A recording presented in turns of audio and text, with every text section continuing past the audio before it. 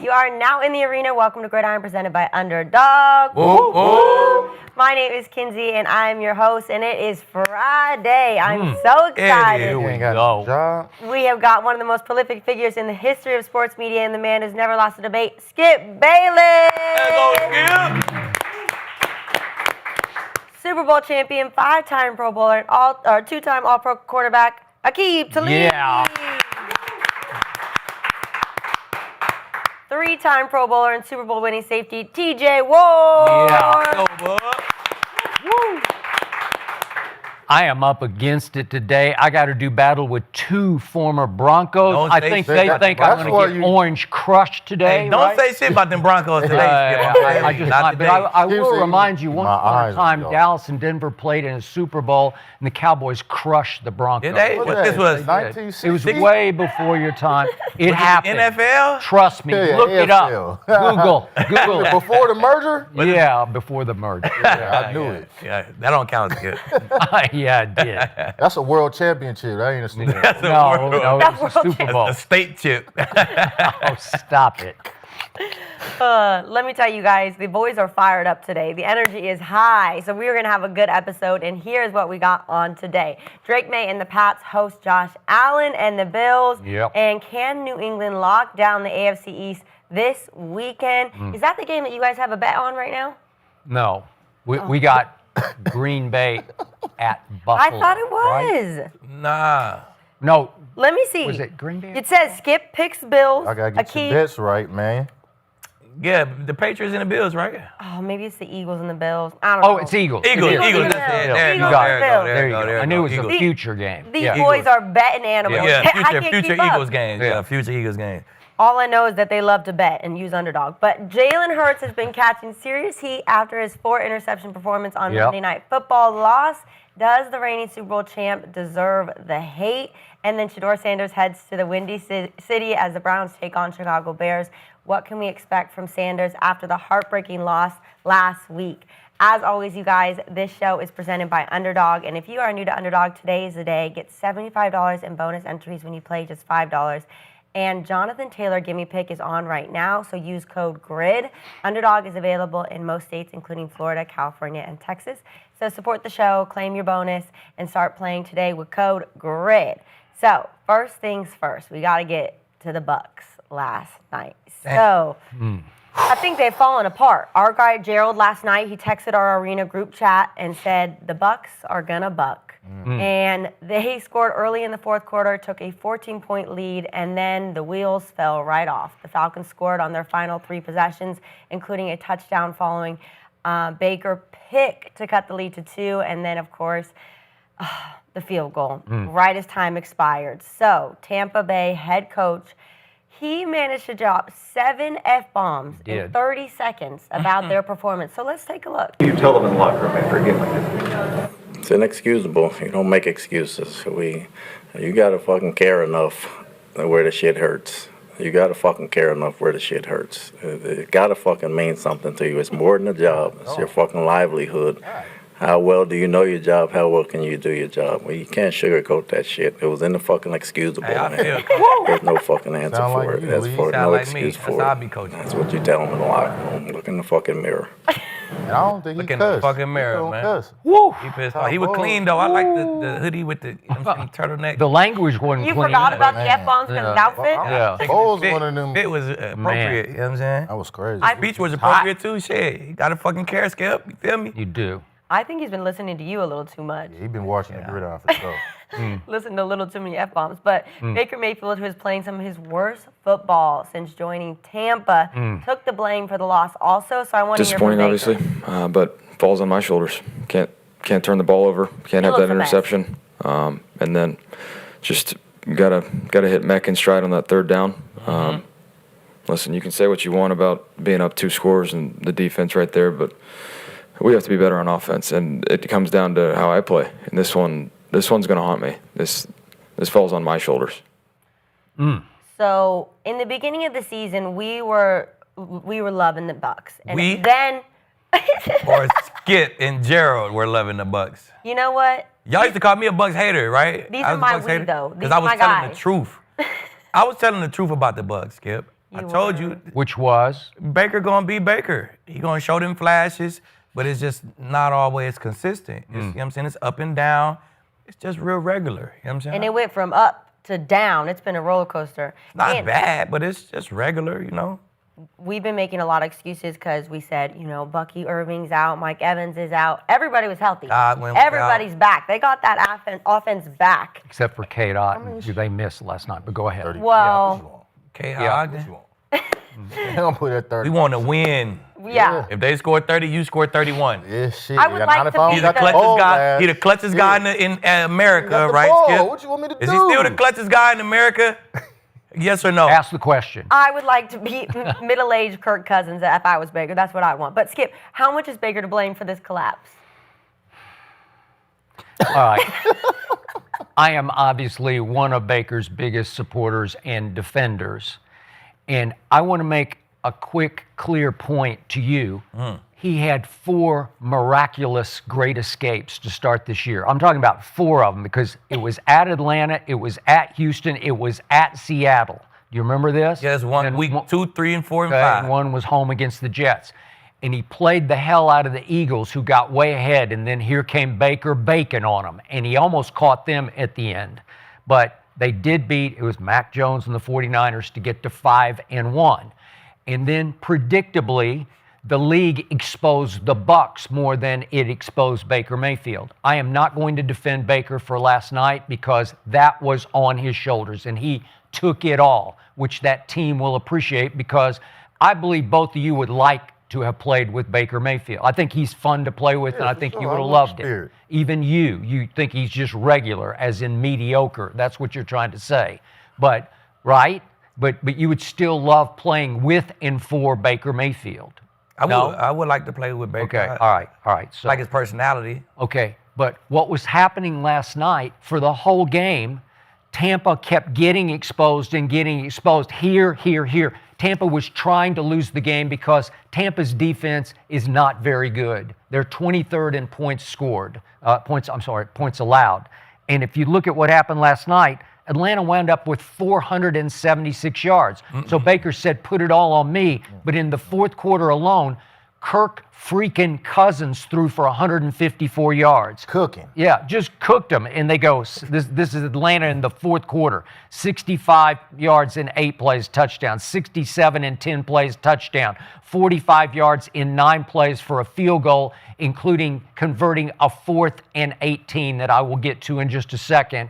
That's on the defense. And Todd Bowles, let me say this about I've been around Todd Bowles enough, and I know the Glazer ownership. They will be shocked that he cursed publicly, because I've never heard him curse publicly like that. And I think it was called for because they've lost 5 out of 6 games. They are in free fall. They are collapsing. And they collapsed with a 28-14 early fourth quarter lead last night. And I'll say this about Baker, to your point. Baker's a fighter. He's an overachiever. He's a 2-time walk-on in college football who won the Heisman Trophy. He's the first overall pick in the draft, who a lot of people didn't believe in. And he got off to a hot start in Cleveland. Stefanski ran him out of town. He bounced around the league, and he's put Tampa back on the map. And he's been very good for Tampa, and they're very happy with him. But the point about Baker Mayfield is, and I think Todd Bowles was calling him out, saying it's a select few that I'm putting this on, and that would obviously start with the quarterback. Baker has always been better fighting back as the underdog, as it's going to take a miracle to pull this game out. So last night was the flip of this, because Atlanta had 19 penalties. That's by far a franchise record. So they just kept saying, no, we don't want it. You take it. You take it. You take it. And Baker said, all right, we'll take it. It's 28-14.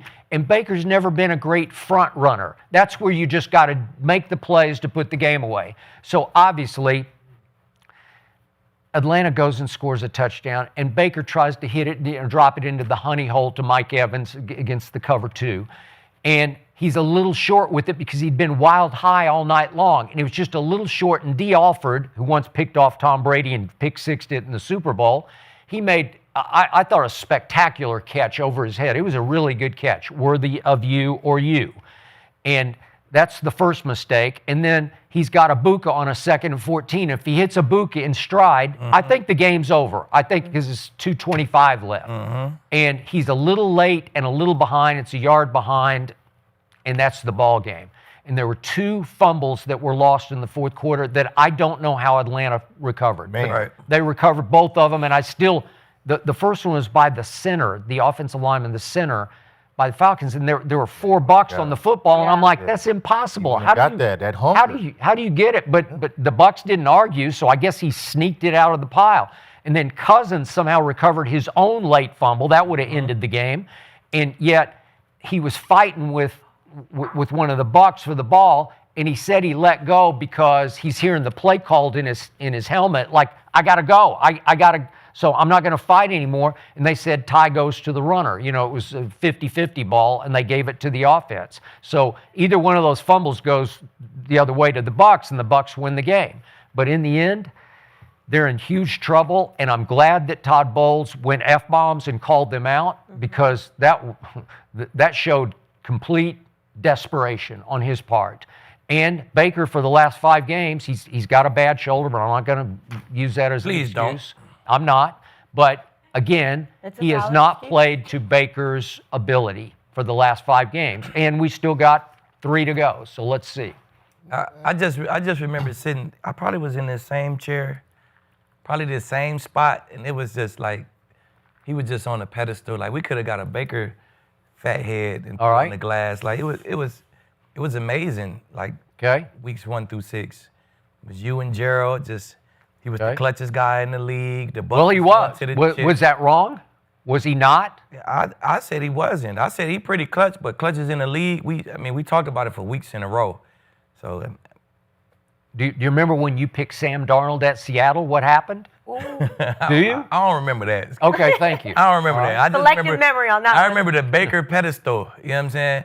I don't want to trash Baker like that. He a good player. You feel me? He's solid, but.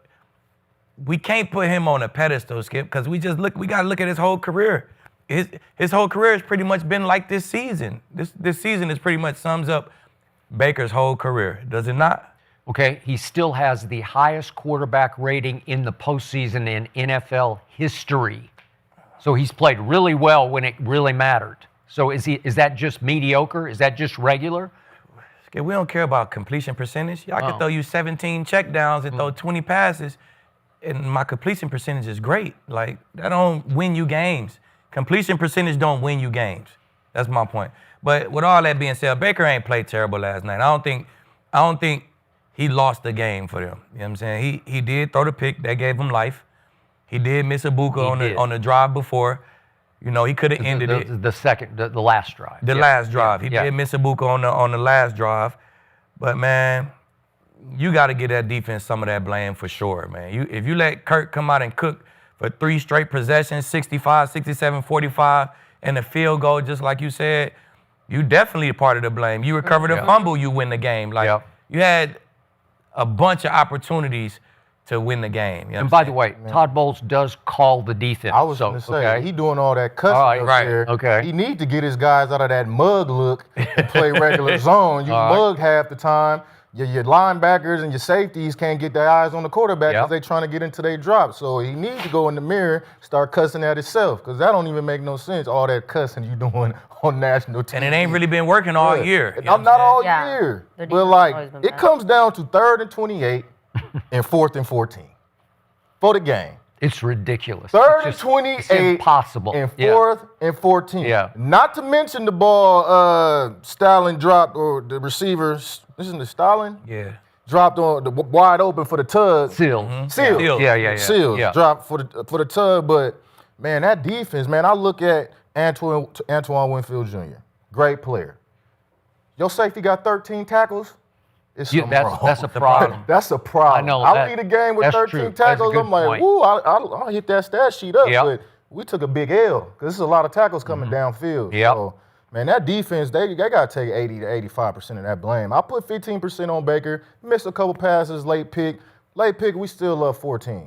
And I know he said, you know, he got to put some weight on his shoulders and not the defense, but he really feeling like, yo, defense got to stop somebody at some point. A little bit more than 15, though. Like, a little bit more than 15. I mean, he got his dogs back. Evans went for 130. Godwin almost had 100. Like, that was one of the easiest picks of Alfred's career, bro. He showed, man, boom, flash. But he did stay inside a little bit longer. He showed, I can see why Baker. He worked the shit but out. But that was a good call by their defense because they were playing man. So he think he going to trail number 2. Last minute, he go out, that was a nice play. Alfred's a dog now. He was doing shit all game. He was strapping. He played a good game, but if you one of them guys, that's simple, bro. That's simple. You know it ain't. 14. As soon as I see the cornerback bailing, 3 minutes as soon as left. I see the young cornerback bailing like this, it ain't man.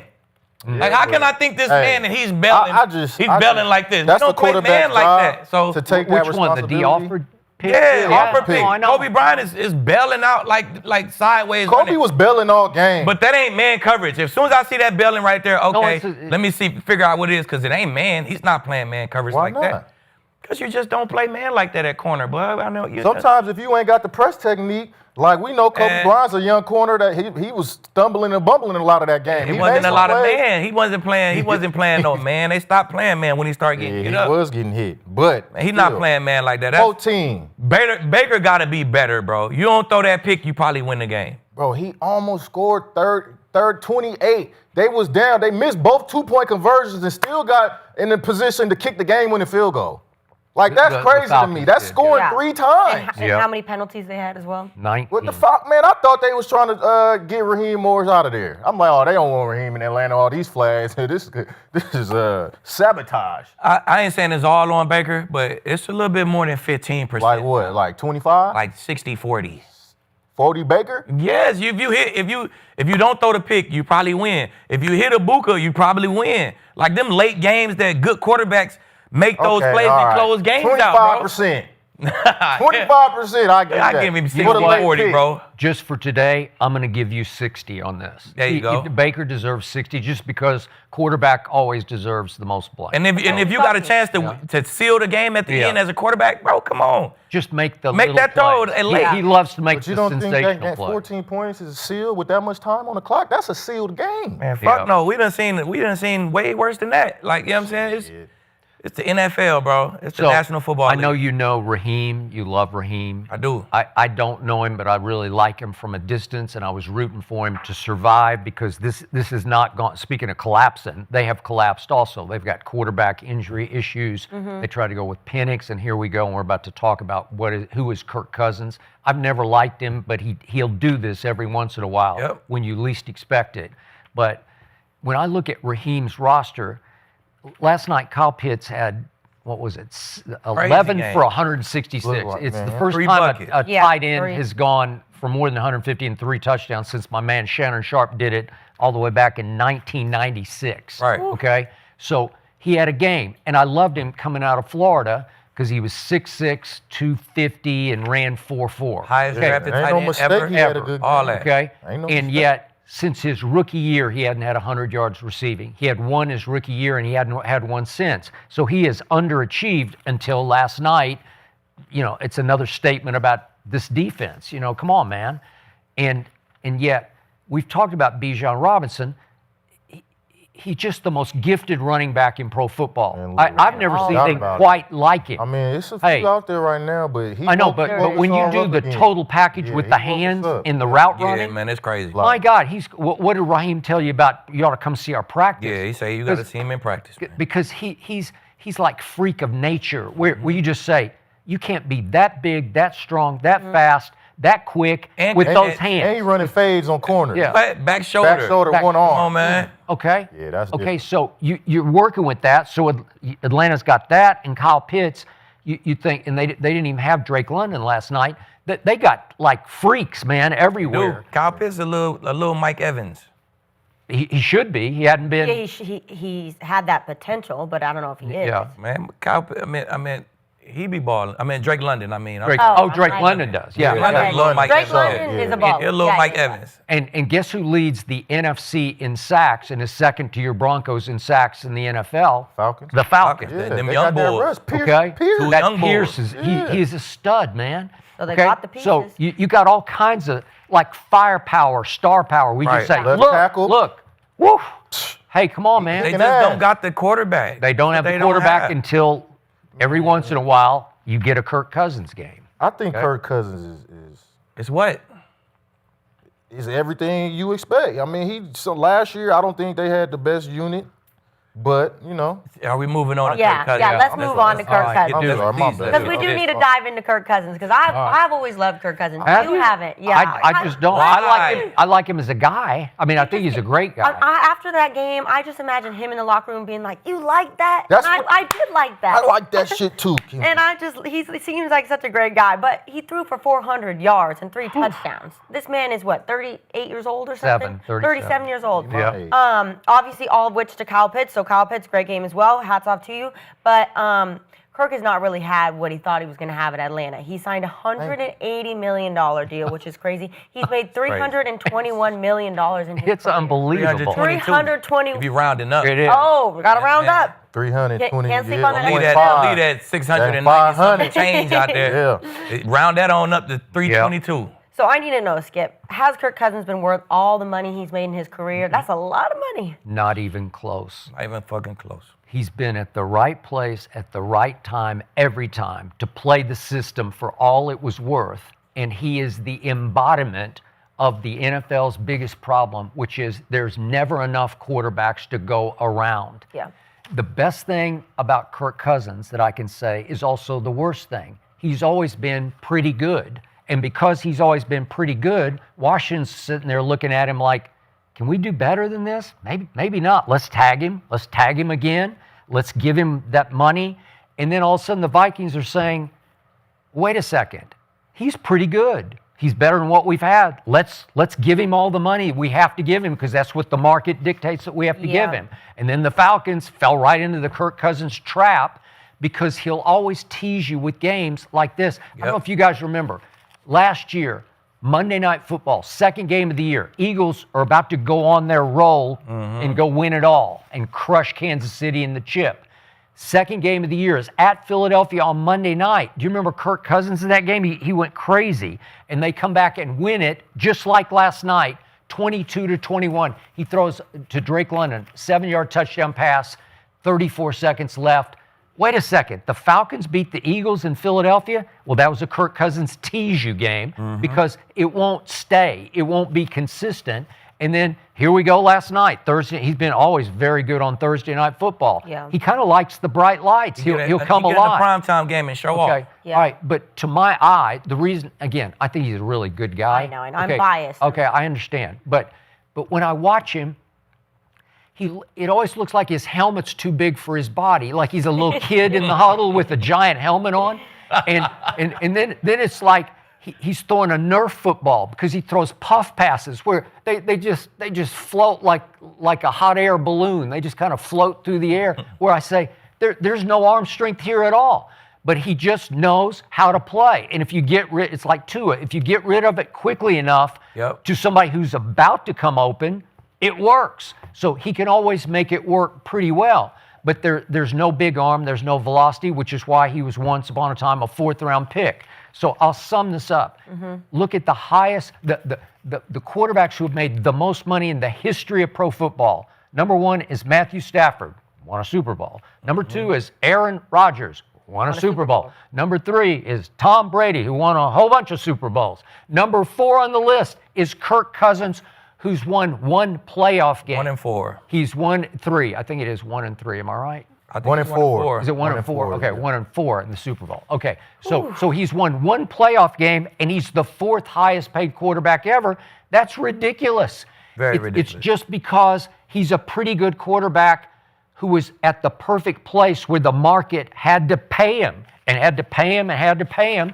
And then every once in a while, he has a Kirk Cousins game in which last night, he threw for 154 in the 4th quarter. Right. Do the math on that. That'd be over like 600 yards for a game. It would be right. Okay. So I say he. I'm with you, Skip. For Bub gonna defend him. Yeah, I'm defending you. I got you, Kurt. Say he earned every dollar, but I say the same thing. He'd just pop up on one of these primetime games. And look great, and that'll give him hope for the next season, like the Saints game when he came back. He did. Storm that game. That was a playoff game. That's a playoff game. That's his 1 dub. Yeah. Like, so he always showed him flashes, but man, He gonna give you solid numbers. But when them playoffs start, I feel like that's where you make this money at. And he fucking 1-4. That mean you've been to the playoffs 4 times in 13 years. Yeah, and by the way, he lost to Daniel Jones at home in a playoff game. Yeah, he did like, that. he Okay. did. Like that's four trips to the playoffs Yeah. in 13 years for the $322 million. Yeah. I just expect more. I expect more from that. I expect That's fair. like you said, Tom Brady, he'd have earned $333 million over 23 years, and he got numerous Super Bowls. You got Peyton Manning, he'd earned $245 million on the field over 18 years. Yep. He got 2 Super Bowls, 4 appearances, 2 wins. It's also the market. That's you always Yeah, I know say, it's always the market gonna go up, but we talking about if you deserve them dollars.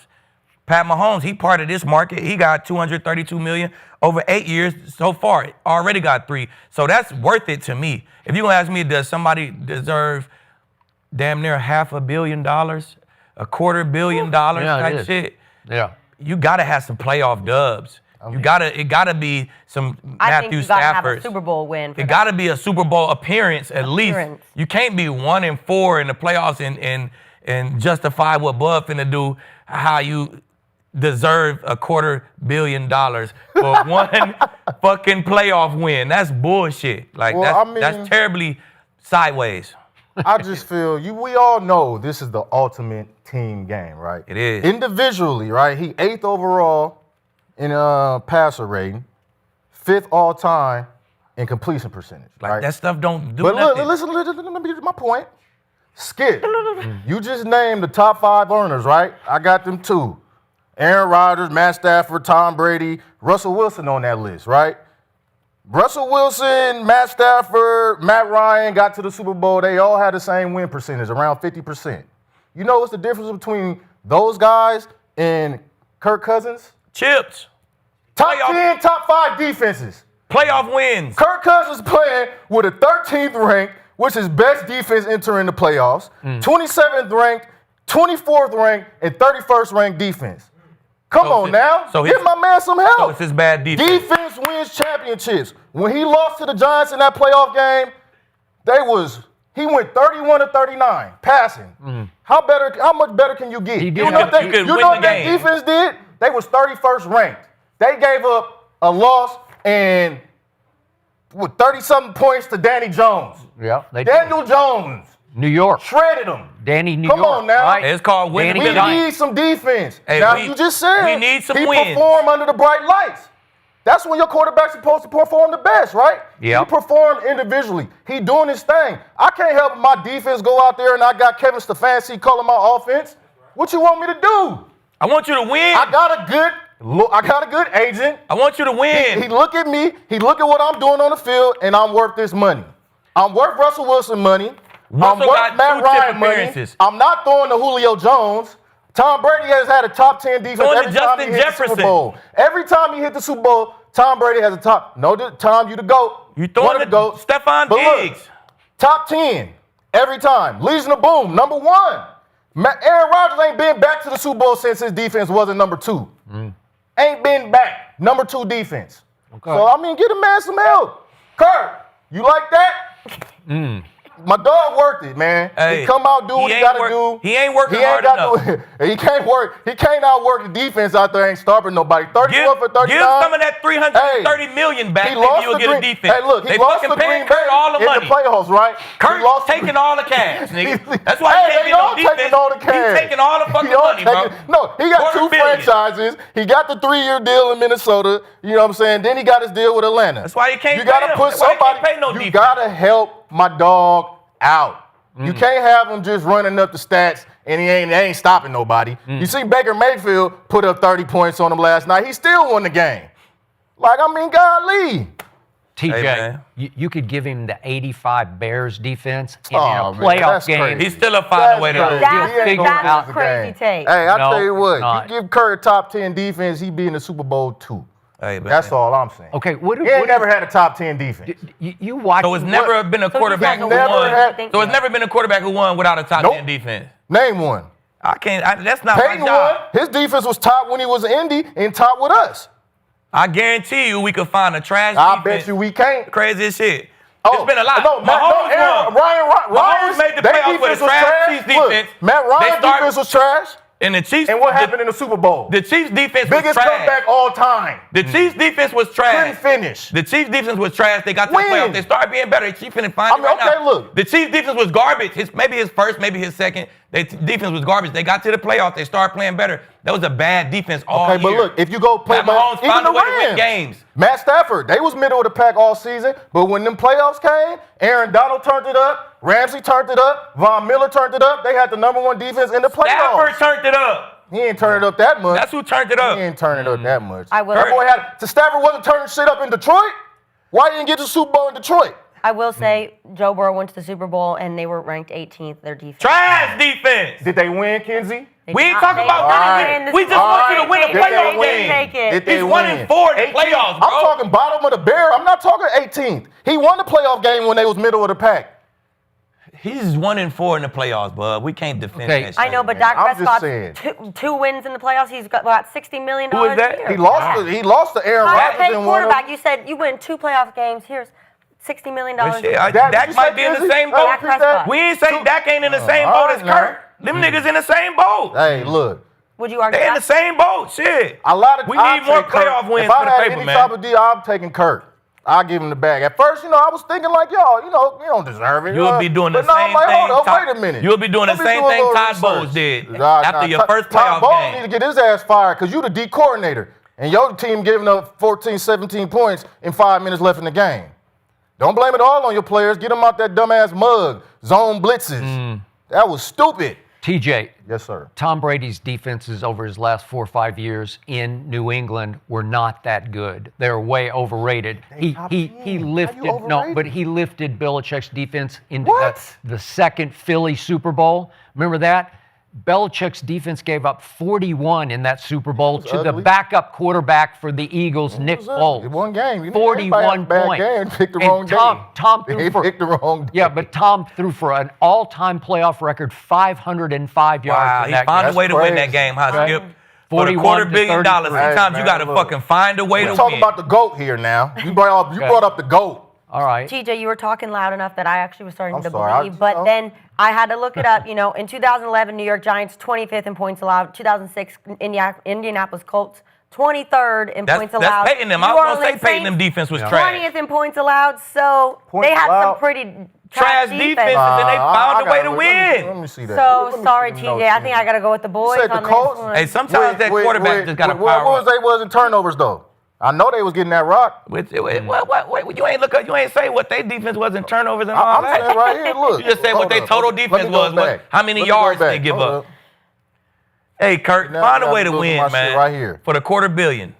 And the chat, 70% of them are saying he does not deserve the money he's made. So I think nobody deserves. Kirk a thief. For once on this couch, Aqib and Skip were on the same page. Right. I plan on going against Skip all day. I'm going to support that I plan on going against Skip all day today. That Bucs say that old crazy shit. Come on, man. I don't see that often. You like numbers, don't you? All right, guys, we got to talk about the NFC South because right now it is wide open for the Panthers to take it over, and they now have to play each other twice, okay, in 3 weeks at the end of the season. So every single game is going to matter immensely. Skip, who wins the NFC South? I'm hanging with my boy Baker. Love it. I like him more in this underdog role, and now they're in the underdog role. Now they're not favored to win the South after they were prohibitively favored all year to run away with the South. I think if they have to, they can beat Carolina twice. Carolina, to me, is the weirdest team in pro football this year because they beat the Rams at home, they beat the Cowboys at home. Confusing. Yeah, and they lost to the Saints at home, as did the Bucs.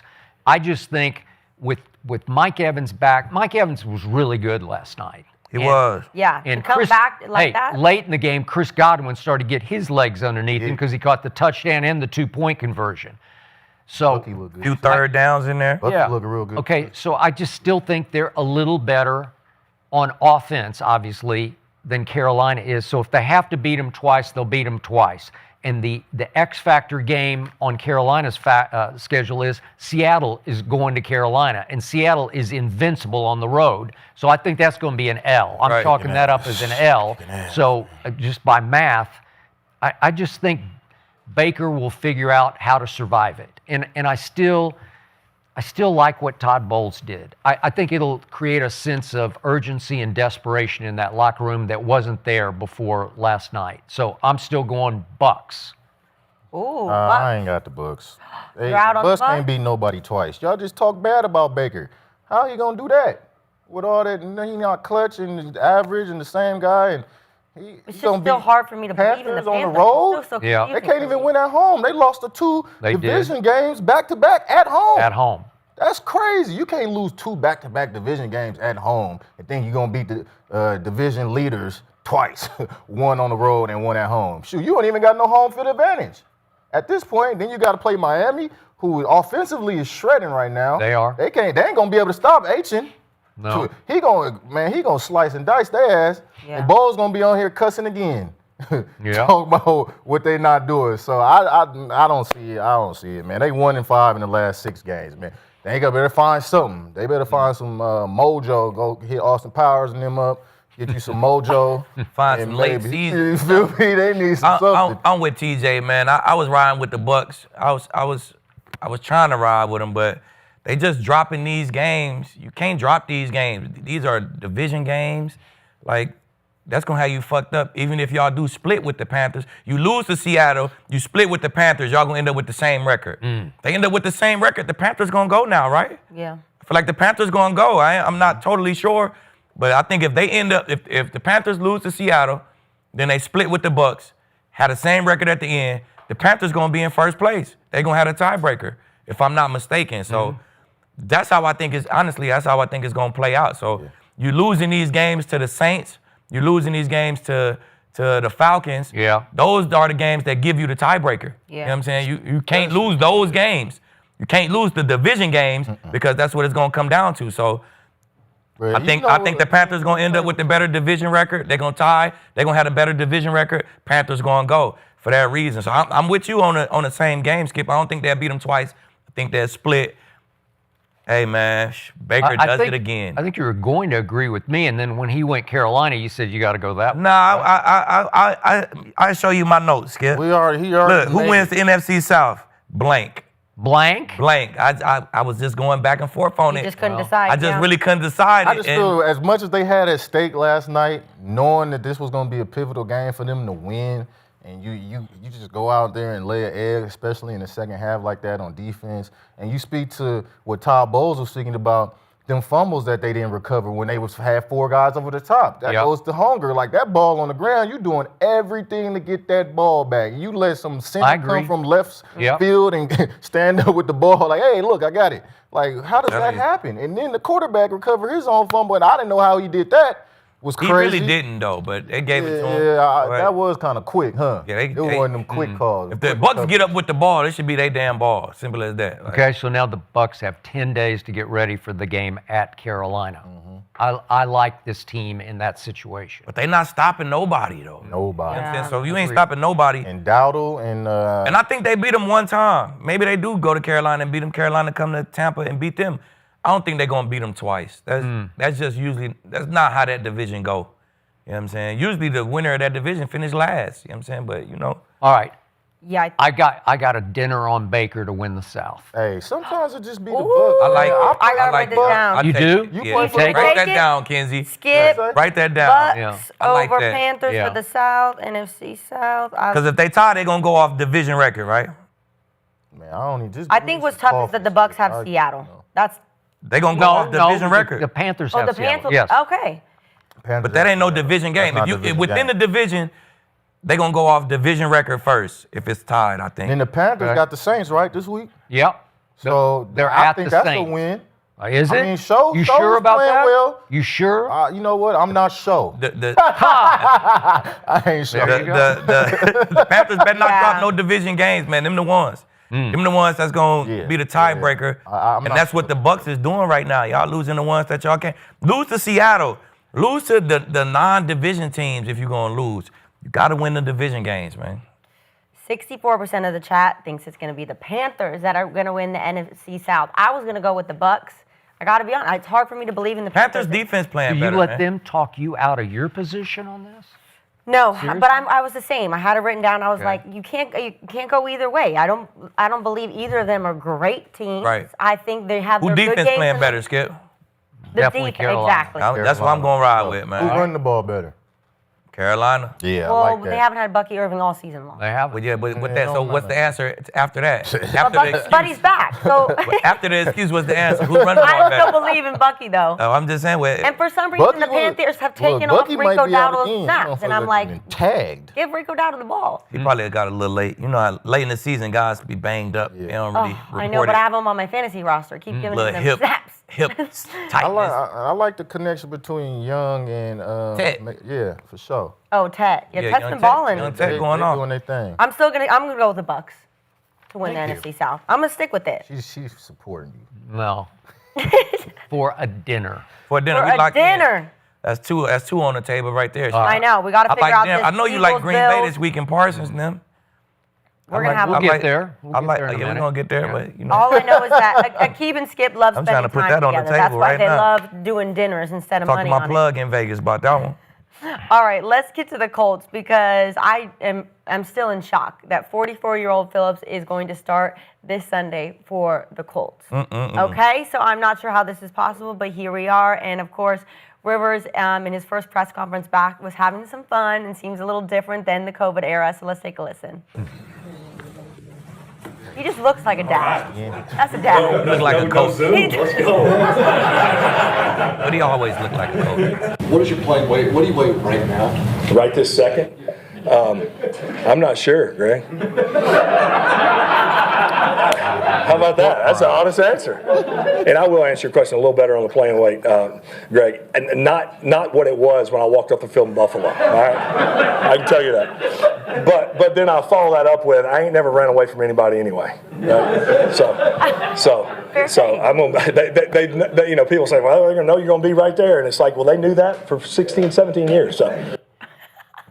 I You feel can't that. help but laugh, but I think he thinks it's a joke too that he's coming back. But the reality, he heads to Seattle this Sunday, and they are a 2-touchdown underdog in Seattle. So, TJ, what do you expect from Phillip Rivers in the return at Seattle?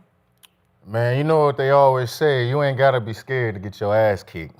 And my dog walking up to that podium, that's why they asked him how much he weighed, because his face all swollen. He looked like he'd been eating red meat and Pork barbecue, rinds. pork grinds, And dessert. and apple pies and tarts. Yeah. Man, that next walk to the podium, it's gonna be he gonna be sore. He gonna be limping up to that after the Seattle game, man. You see what Seattle did to Atlanta last week, man. They clicking on all cylinders, and Seattle's it's a gonna force be a right long now. day. I think that was nice. That 2 touchdown. I think that was nice. That was very Woo. nice. The odds makers, but I expect a lot of pain. You know, I do expect a lot of pain, you know, he's going to receive. And that turf is going to be cold. He ain't going to want to fall, so it might be some turnovers following that, man. We seen A-Rod when he don't want to get hit, it's going to be 10 times worse. So I really don't expect much. You know, if he throw a touchdown pass, hey, I'll be surprised. But You'll be they better- surprised if he gets a touchdown. Yeah, for sure. They better keep handing that ball off. They better hand that ball off Oh, they all gonna hand day that ball off. and as long as they can. That's what I'm saying. Or else it's going to be really ugly. I respect Phillip a lot, you know what I'm saying, just for coming Yeah, I back do, and for sure. you know, accepting the challenge. He definitely a competitor. We know that from playing against him. You respect his competitive edge for sure. But this shit gonna be hard for anybody, man. Any sport, Yeah. any athlete, anywhere, a pitcher, a designated hitter, a center in basketball, a point Man, guard. coming on. This is just tough for anybody to do. You sit out 5 years or whatever, and then come back at 44 years old or whatever the fuck he is. You know what I'm saying? 44. 44. That's a tough thing to do, man. So I expect Seattle the coach to give you a heavy dose of JT. They if he run into a Seattle brick knows wall, that's coming. they just of course they know that's coming, but it don't matter. We gon' let him earn his money today. You can know it's coming. We gonna give you creative runs. You know what I'm saying? A lot of quick passes, a lot of play action, quick in the flats. They gonna get the ball out of his hands. But I expect them to turn the ball over a few times, man, because DBs, we like when you play like that because we don't really got to worry about you trying to hold the ball and get it downfield. Seattle defensive line is teeing off on everybody, man. They creating turnovers. So I don't think it's going to be a good outing from Phillip. He's going to be on the ground. Yeah, I'm with Bub. He's going to be on the ground a lot. He's going to turn the ball over, and it's going to be a great day. It's going to be a great day for Seattle. It's going to be a nice, loud, great day. Don't agree with Aqib and TJ.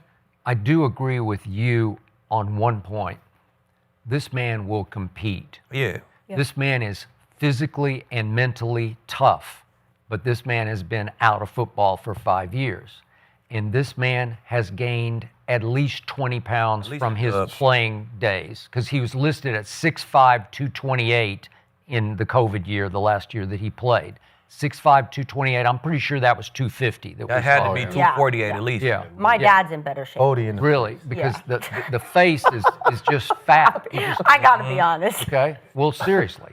Okay. Here's what I don't get. Why would you choose now there? Because this is the loudest stadium in the league, so you can argue it's the toughest place to play in the league just for the sheer sound of it in your head, where you can't hear the snap. Everything's, it's like the circumstance is the worst. You're against a defense that is just flying right now. They're second in points allowed. Going crazy. They're second in pressure rate of the quarterback, so they are going to come after him like crazy. Jonathan Taylor, very quietly, has gone 3 straight games under 100. Okay, so you don't have that to fall back on. And on defense, you're going to be without Sauce, without Charvarius Ward, without DeForest Buckner. What? Yeah. Okay, so your playoff chances have fallen to 27%, and what are you doing? You know, like, why would you pick now to try this? If he were at home, even against a division rival, Jacksonville or Houston, whoever, at least it would be at home where you could kind of control your fate a little better.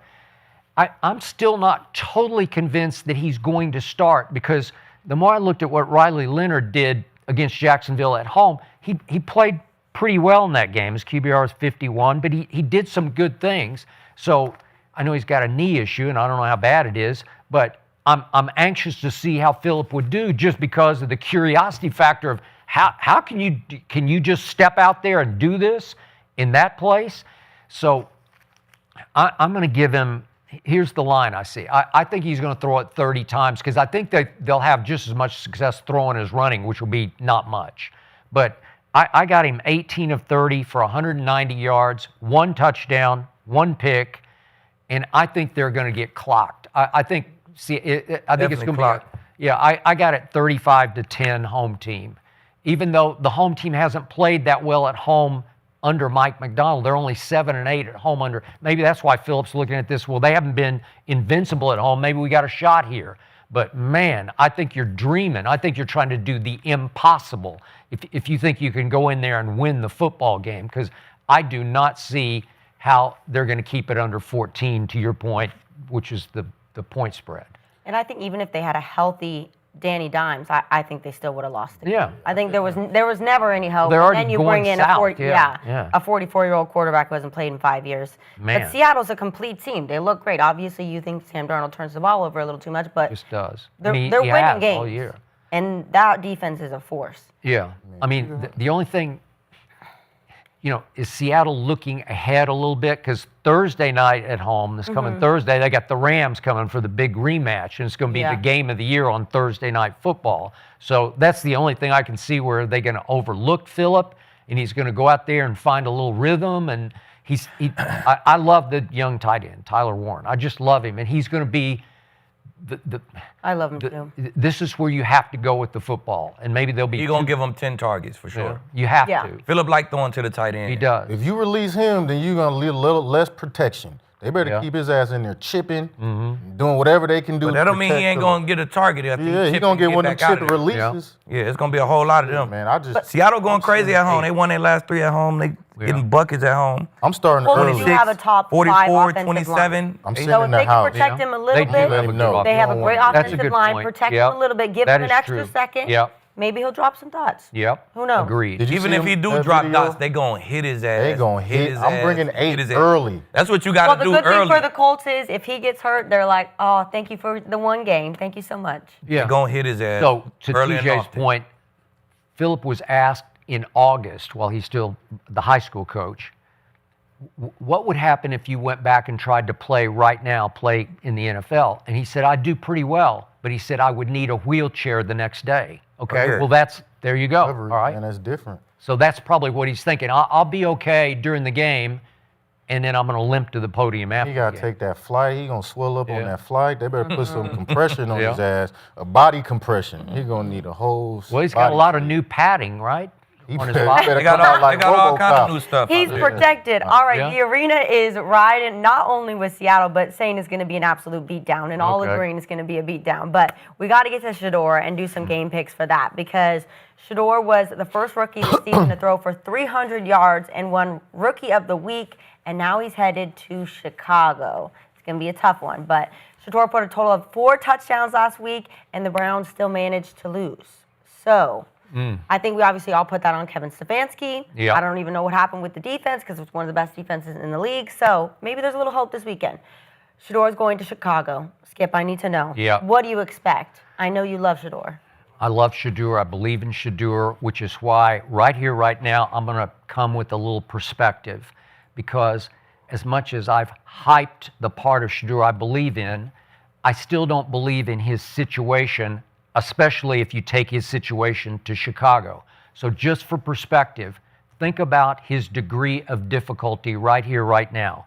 Your favorite website, Pro Football Focus, what does it rank the Browns' offensive line right here, right now? Probably Dead last. Dead last. Dead Oh. last. 32nd and last. What does it rank? Pro Football Focus rank the Browns' receiving core right here, right now. last. Dead last. I don't think So that's dead Shedeur's last. got the worst Not the last. offensive Don't line. think- I mean, not how they looked the last couple Who they weeks. better than? I mean, look. Go ahead, Skip. Okay, but the point is he's making them look a little better than they are. And I do like Fannin Jr. because I think he's pretty good. I think he's like sneaky good. But the point is they're going to the Bears, who lead the league with 18 interceptions, and they're running away with the turnover differential. They're plus 17. Houston's next at plus 12. It's going to be 10-degree wind chill on Sunday. It's going to be one of the coldest games in the history of Soldier Field. So I don't love throwing the football in 10-degree wind chill to start with.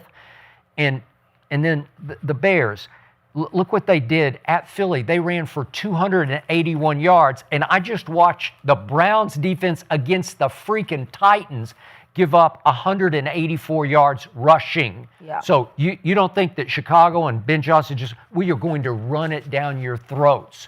As good as that defense has been in yards allowed, I think they're going to give up they're going to get a big dose of just boom, boom, boom. Lots of running. Caleb's going to run it some, because I don't think it's going to be much of a throwing day. Okay, so for Shedeur, what I've said from the start, he just gives them a way better chance to win than Flacco gave them or than Dylan Gabriel gave them, and he will give them a chance to stay in this game, but I do not believe they're going to win this game. So I got Shedeur going 15 of 25 with 1 touchdown, 1 pick, and it'll be for 205 yards, which will be pretty good. That's pretty good. Yeah, he'll have 3 splash plays. You know, maybe 1 to Judy and 1 to Njoku and 1 to Fannin. Just 3 splashes that'll get him to 205. But I think they'll hang in a real low-scoring, hard-to-watch kind of a run game. It'll be 20 to 13 Bears. And you'll sit back and say, well, that was the best Shedeur could do under the circumstances, given his supporting cast and his head coach that he's got. I expect a little bit more from him, Do you? Skip. Yeah, I expect it to be He believes in him. a Titans-like performance. Let me tell you why. I Wow. think he's going to throw for a lot of yards. Like, guys don't really give a fuck about the weather, Skip. I I don't know, 10-degree wind chill? Hey, they Man, niggas gonna be out there with no sleeves on, and it's the adrenaline, Skip. You got heated benches. You put a coat on. You come off that bench. You go run around and play. So you don't even really feel that. The cold is overrated, honestly. You don't really feel that shit. Yeah, wind is not I ain't never had to overrated. throw the ball, Yeah. so Okay, I'm just all right. speaking from a DB perspective. But I think he's going to be in comeback mode all day. Like you said, I think the Bears offense is going to get after the Browns defense. They just, they've been roller coaster. They've been pretty good. But when you play an unfamiliar type of offense like this, you ain't seen these kind of runs and these kind of plays. I think they're going to be up the majority of the game, which is going to mean Shedeur going to have to throw the ball a lot. You know what I'm saying? So if you're in comeback mode, you have to throw the ball a lot. And the Bears don't get no pressure on the quarterback. They bottom of the league in sacks. They don't get no pressure. He had time to throw the ball. The Bears give up a bunch of yards. They take the ball away, but they give up hella yards. You know what I'm saying? So I think he'd have good yards. He had time to throw the ball, and he'd have a solid day, man. He might throw a pick. That's what they do. They take the ball away. They're probably going to take the ball away from him once. Probably going to get a fumble from somebody on the field. You know what I'm saying? That's going to have him in comeback mode because they're going to turn the ball over like that.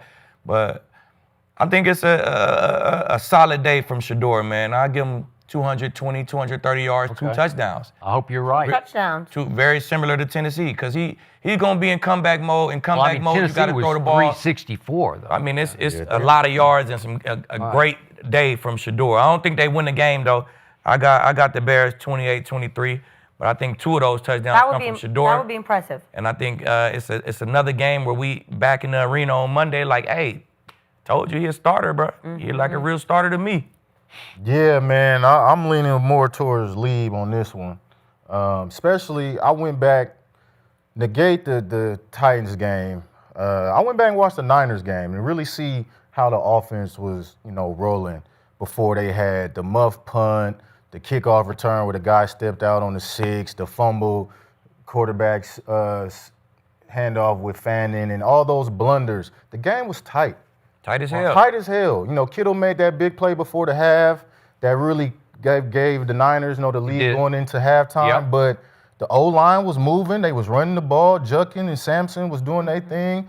Now, some of the timing was off with Shedeur and the receivers, but I obviously fixed that against the Titans. And the Bears are not a formidable defense unless they're turning the ball over. If they don't have 2 turnovers a game, they're going to lose.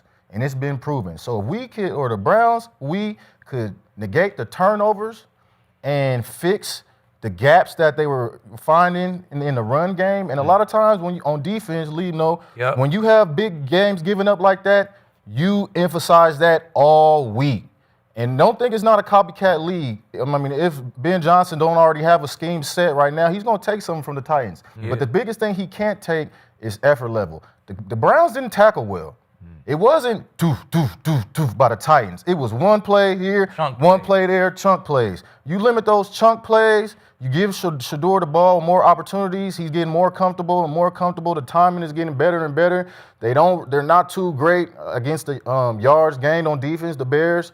And I don't think the win is going to be that, crucial. And shit, Caleb Williams got to throw in the win too.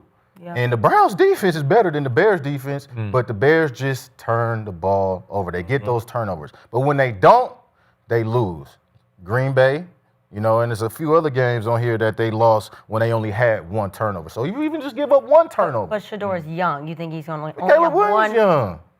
Not as young. Maybe 1 year older. Yeah. Shedeur should have been a first round pick. Yeah. Caleb a first round pick. If you say who you had a want right whole now, year to struggle. I'm gonna take Shedeur. Yeah. He threw for almost 400 yards. I ain't seen Caleb do that. He threw for 300, 360 his rookie year. But you can't just tell me Caleb Williams is a better quarterback than Shedeur. Hell nah. It's gonna come down to coaches. Don't F it up. Yeah. How about that one? Whoever coach better. I know, but I let that shit go. let it go. Let it go. Let it go, baby. Don't work against your team, man. Fix them corrections in the run defense, secondary. Ward, Delpit, I need y'all to lead the secondary, man. Make sure y'all tackling and hustling to that rock. Y'all the heart and soul of that defense along with Myles Garrett. Yeah. Hey, the rookie playing well up front for him. Man, I think this is a prime win to have for the Browns, man. Really? You think the Browns I going think to win? they can win, man. I think they can win. I got 24-20. I got 24-20. 24-20. Hey, don't let if Shedeur go win this game right here, they might as well sign him right now. Man, hello. Sign him right now, man. Give him a contract right now, man. You know what I don't want to see? It's a battle of the North, AFC, NFC. It's damn near a division game. So let's see who come out and do their thing. So after last week's performance, if I see a Wildcat I'm gonna lose it Out. because Yeah. at this point in your season, it's over, it's done. Give him some opportunity in the red zone. You got to see what you got. He threw his first pass in the red zone as a touchdown. Yeah, and then they're like, let's take him out last week. You feel me? Right? And another thing, real quick, the linebackers got to do, man. You got to get, and this is what the Titans were doing. They were tandem blocking and then reaching up to the linebackers. Linebackers, you got to step up sooner. You see that tandem, get that double team off your D lineman.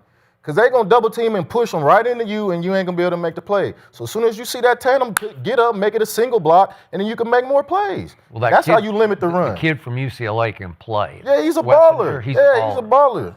Yeah. It's cold. I got caught up a couple times. I love it. Yeah, he Keep did. saying it's not that cold, -10. You just go over and put your coat on, but you don't have to grip the football and hold it. And throw it. Skip, it's 2025. But Skip, Joe they got Burrow all literally kind did of say shit. last week, he said that it doesn't affect his grip. Because they got all kind of. He put his hand in that pocket. My hand super Man, warm. I'll be I take it out, on take a that snap, coat. boop, They right got back in there. they got the benches and then they got the heater blower.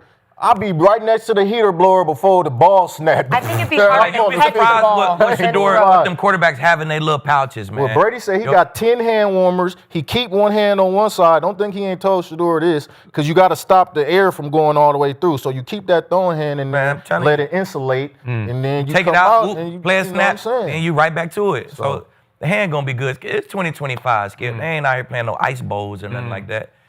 I think That was a travesty. Yeah. Yeah. By the way, Joe Burrow is one of one, so Sure. you can't even compare him to any. very true. But he Any did other say, human, because he was like, the cold right? doesn't affect how I throw. I'm like, Tom, I seen a lot of guys go cut that code up a whole lot of times. I think it's hard to catch the ball in the cold, but throwing it, Yeah, but you're probably a little bit harder to catch it. You're right. my fingers would be frozen. I don't know. Body, a lot of, Yeah, Michael Irvin. a lot of body catching. Well, dang. TJ just picked the Browns to win versus the Bears this weekend. I like it, bud. I'm not going to agree with that. I'm going to have to go with these two boys over here. But I hope they do, though. But I do think Shedeur is going to have a great performance and continue keeping his starter job. He did say he's going to have the starter job the rest of the season, and he tweeted this. He said, "Thank you, God." So he's happy, and now let's just hope that he's going to be the starter for next season. So he's got some tough games coming up. He's just got to play good enough. I don't think anybody's expecting him to win. But if he can show that there's hope in Cleveland, who knows? But let's go to a team that's kind of lost a lot of hope.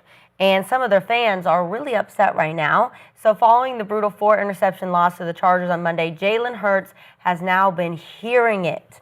The Philly fans are absolutely crazy. And right now they're kind of calling for the Eagles to bench Super Bowl MVP, and they want to start Tanner McKee. I'm like, what is going on? These fans are crazy. Mickey Mouse.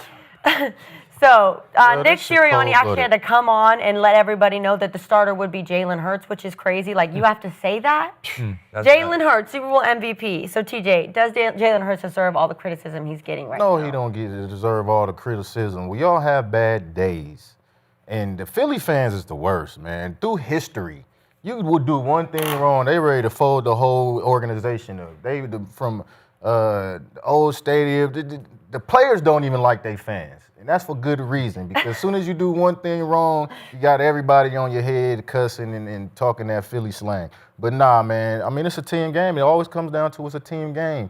And when you're doing and playing a certain style of football that you've been playing since the man been there, and then you go against it the last couple of weeks because of the fans talking about, oh, we need to win like this and he need to throw like that, then you lose.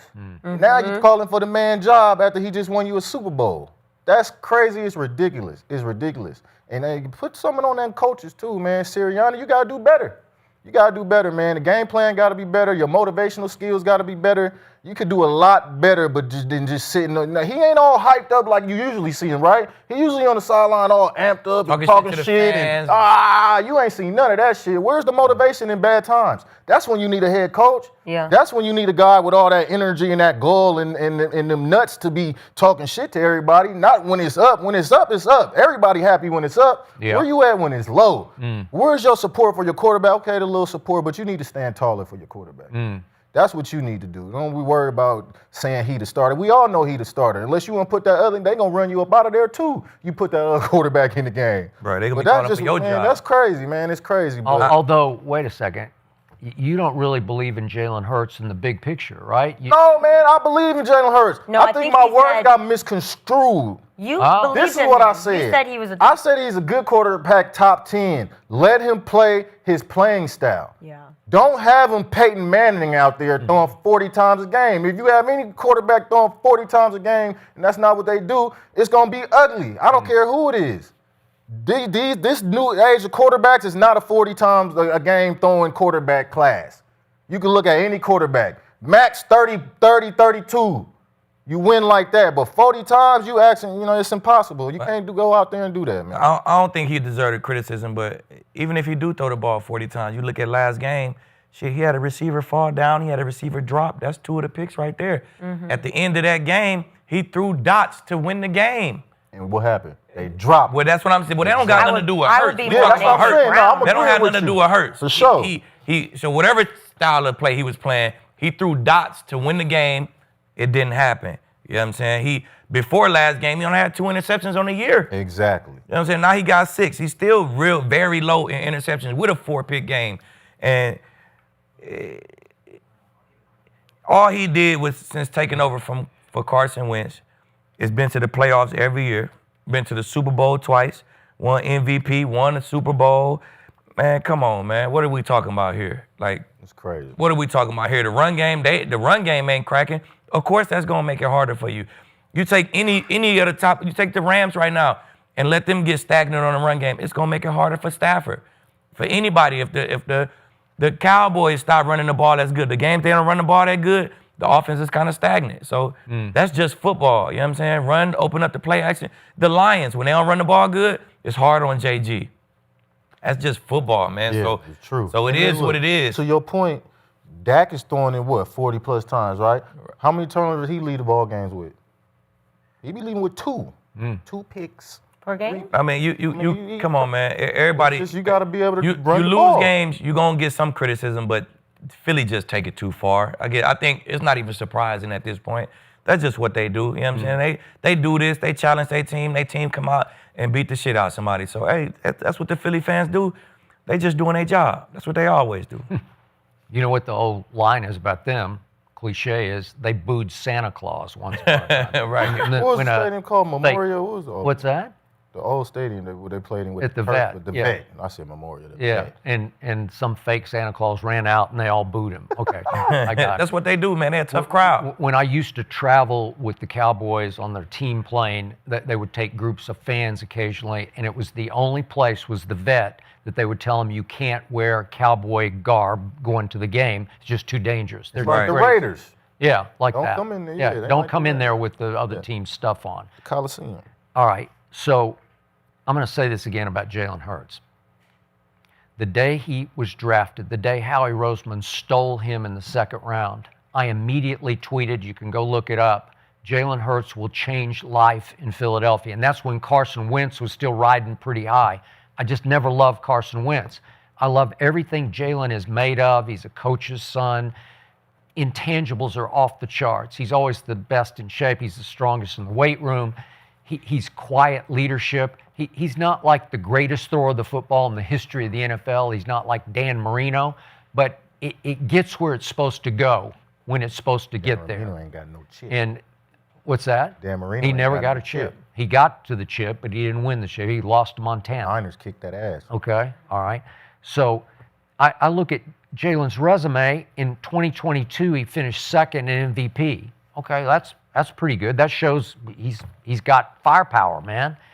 And then the truth is, in both the Patrick Mahomes Super Bowls, he outplayed Patrick both times. Because in the first one that they lost, he threw for 304 and he ran for 70. And he threw 1 touchdown pass with no picks and had 3 rushing touchdowns against Mahomes. Okay, that's like an MVP performance, but you barely lost in the end to Patrick Mahomes. Yep. And then he didn't play as well in this past Super Bowl, but he was the MVP. Okay, so you got that going, and your overall record in the regular season as the starter is 54-25. Wow. Well, only Josh Allen and Patrick have slightly better starting records over their time in the league. Okay, so it's hard to criticize anything, even in the postseason. He's 6-3. That'll work. You know, that'll get you there. And yet, the truth is, facts are the facts. Over the last 5 games, he hasn't been very good. His QBR over the last 5, average QBR is 33. Scale 0 to 100 it's pretty far below average. And he's 4 touchdowns to 5 interceptions, and he's lost 3 fumbles. But to your point about Monday night, he made throws in that game that should have won the game. I don't know. I don't know how you can do it any better than he did it. Simple as that. The first play of the game, he throws just this sweet rainbow to AJ, and I don't know, he didn't catch it. For whatever reason, he didn't catch it. And then 2:47 left in regulation, he throws rainbow into the end zone back line. It's just right there. I don't know. The DB played it well. He played it very well. That shit hit 2 hands. But 2 hands. It hit both hands. You got to catch it. Dropped it. Okay? And AJ had one go through his hands. It was maybe a little high and a little hard. I don't know, but you got to catch it, or at least you got to control it enough that it doesn't just ricochet right into DB's hands. So I didn't think he played badly in this game. I thought he played well enough to win the game. Me too. And yet he winds up with 5 turnovers, 4 picks, and a lost fumble on the craziest play we've seen all year. And one of the craziest plays in the history of pro football is he throws an interception, guy gets stripped, he gets it back, he tries to do too much, he's going to try to run with it because he can run with it, and he gets stripped. So he has 2 turnovers on 1 play. So the other point you made that you have to drive home is every quarterback needs some run game. You just can't do it all by yourself. And Saquon, I know he busted the 52-yarder. It was on a trick play off the fake tush push, where they ran the toss off the tush push. And he hits a crack, and they just caught the Chargers off balance a little bit. And if he can find a crack, he can still fly, man. Sure. Okay, I'll give you that. But for the game, his impact was low to no impact. His impact on the season. Yeah, for the season, he's averaging 66 rush yards a game. His combined yards, run and catch, for this year are 86 yards a game. Last year, he was 142 a game in combined yards. Last year, he was 125 a game rushing, and he's only 66. So right now, they rank 22nd in the NFL in rushing yards. Last year, they were 2nd. Okay, what do you think is going to happen to the quarterback? He's probably going to have a hard time, right? But that's what's tough about this league. So they're so hard on the quarterbacks. Yeah. You have the highest paid running back in the league. He's rushed for over 100 yards 2 games. Right. So all when that happened, long. So when that happened, when the numbers ain't looking good and we struggling, it all goes back to, can my quarterback find a way to win? Yep. And they fucking leading the NFC East right now. They still finding ways to win. And Jalen Hurts is still in the playoffs. He's not. It's not like he's sitting bottom of the NFC, and they still in the playoffs, about to be the 4th seed. You know what I'm saying? So, hey, and if I was an Eagles fan, if I was upset with anybody, it'd be A.J. Brown. You're talking all this time. You had 3 costly drops. Why is it always on Jalen Hurts? It's always on Hurts, man. It's always on Hurts. Because he's the quarterback, man. You got to take it. Take the good with the bad. They ain't got the O-line, but, man, you gave Saquon that bag, too. You got to make 2, 3, 4 guys miss sometimes, man. Run through a guy and do what you got to do. I mean, jump over. You was jumping over. Saquon going to turn on right when that shit counts. He need to, because I'm sick of that sad look in his eyes. Like, come through, run the motherfucker over, stiff arm, be a hard, do that. You're the number 1 back in the league, right? 2,000 yards. We talk like they not winning the NFC East right now. They are. No, I'm not talking. I'm just, They in a nice position, controlling their own. Off of what you feel me? The Russian is looking like. That's what I'm going off. You know who still believes that they maybe might not win the East? Skip Bayless. Of course. I'm hanging in. You're hanging in. You got a little hope right now. The Eagles do have a nice bounce back game. They've lost 3 in a row, but they got the Raiders this weekend. I think we all would agree that how that's going to go. It's the NFL still. I don't know if that's a done deal, but I'll go. Okay. I'll give them that. You're right. But on the other side of the NFC East, we have got the Cowboys are hosting the Minnesota Vikings. And a lot of us were kind of out on the Vikings for a second, but they had an impressive win last week. They did. So, Skip, assuming everyone here is taking the Eagles, which we talked about, will Cowboys beat the Vikings to keep their hopes alive? Before I get to that, one last point about the Eagles before we leave them behind. Nick Sirianni, one of you guys brought him up. I think you did, TJ. Yeah. So this past, I don't know, a couple of days ago, I'm running on the treadmill. I'm looking for something to watch, and I accidentally started watching the Hard Knocks on NFC East that comes out week to week. I need to watch that. You I know need to what? watch it. It was really, really good because it went inside all 4 teams. I love it. Unfortunately for the teams on weeks that they were about to lose big, bad games all the way across the board. But on Nick Sirianni, it's the first time I got to see him address his team, and it sticks with me every time you talk about that kind of coach where if you got your phone in the meeting, you're kind of looking at your phone, you're like, this guy ain't it, man. Right. And I can't fault or doubt Nick Sirianni's record as the head coach because it's been great, just like Jalen Hurts. You know, he's been hand in hand with Jalen Hurts. But I will say, it's just a bunch of phony baloney cliches, and I just didn't believe him. I didn't. You weren't sold on it. Yeah, it didn't move me at all. If I were sitting in the audience of in the team meeting hall, I would just be thinking, really?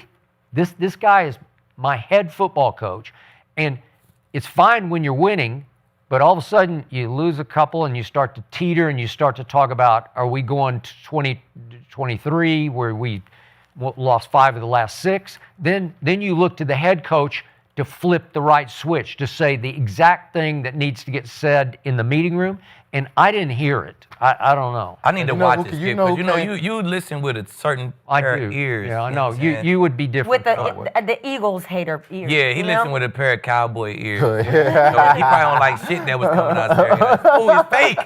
You're going to lose 6 straight fake. I got to watch it. I got to watch it. You know what I'm saying? I don't know. You know who come from that tree. Sirianni, Stefanski, they from the same tree, so well, they two of the same. Yeah, I don't want that tree in my backyard. Yeah, they totally different. You don't want that. They got totally different results. Yeah.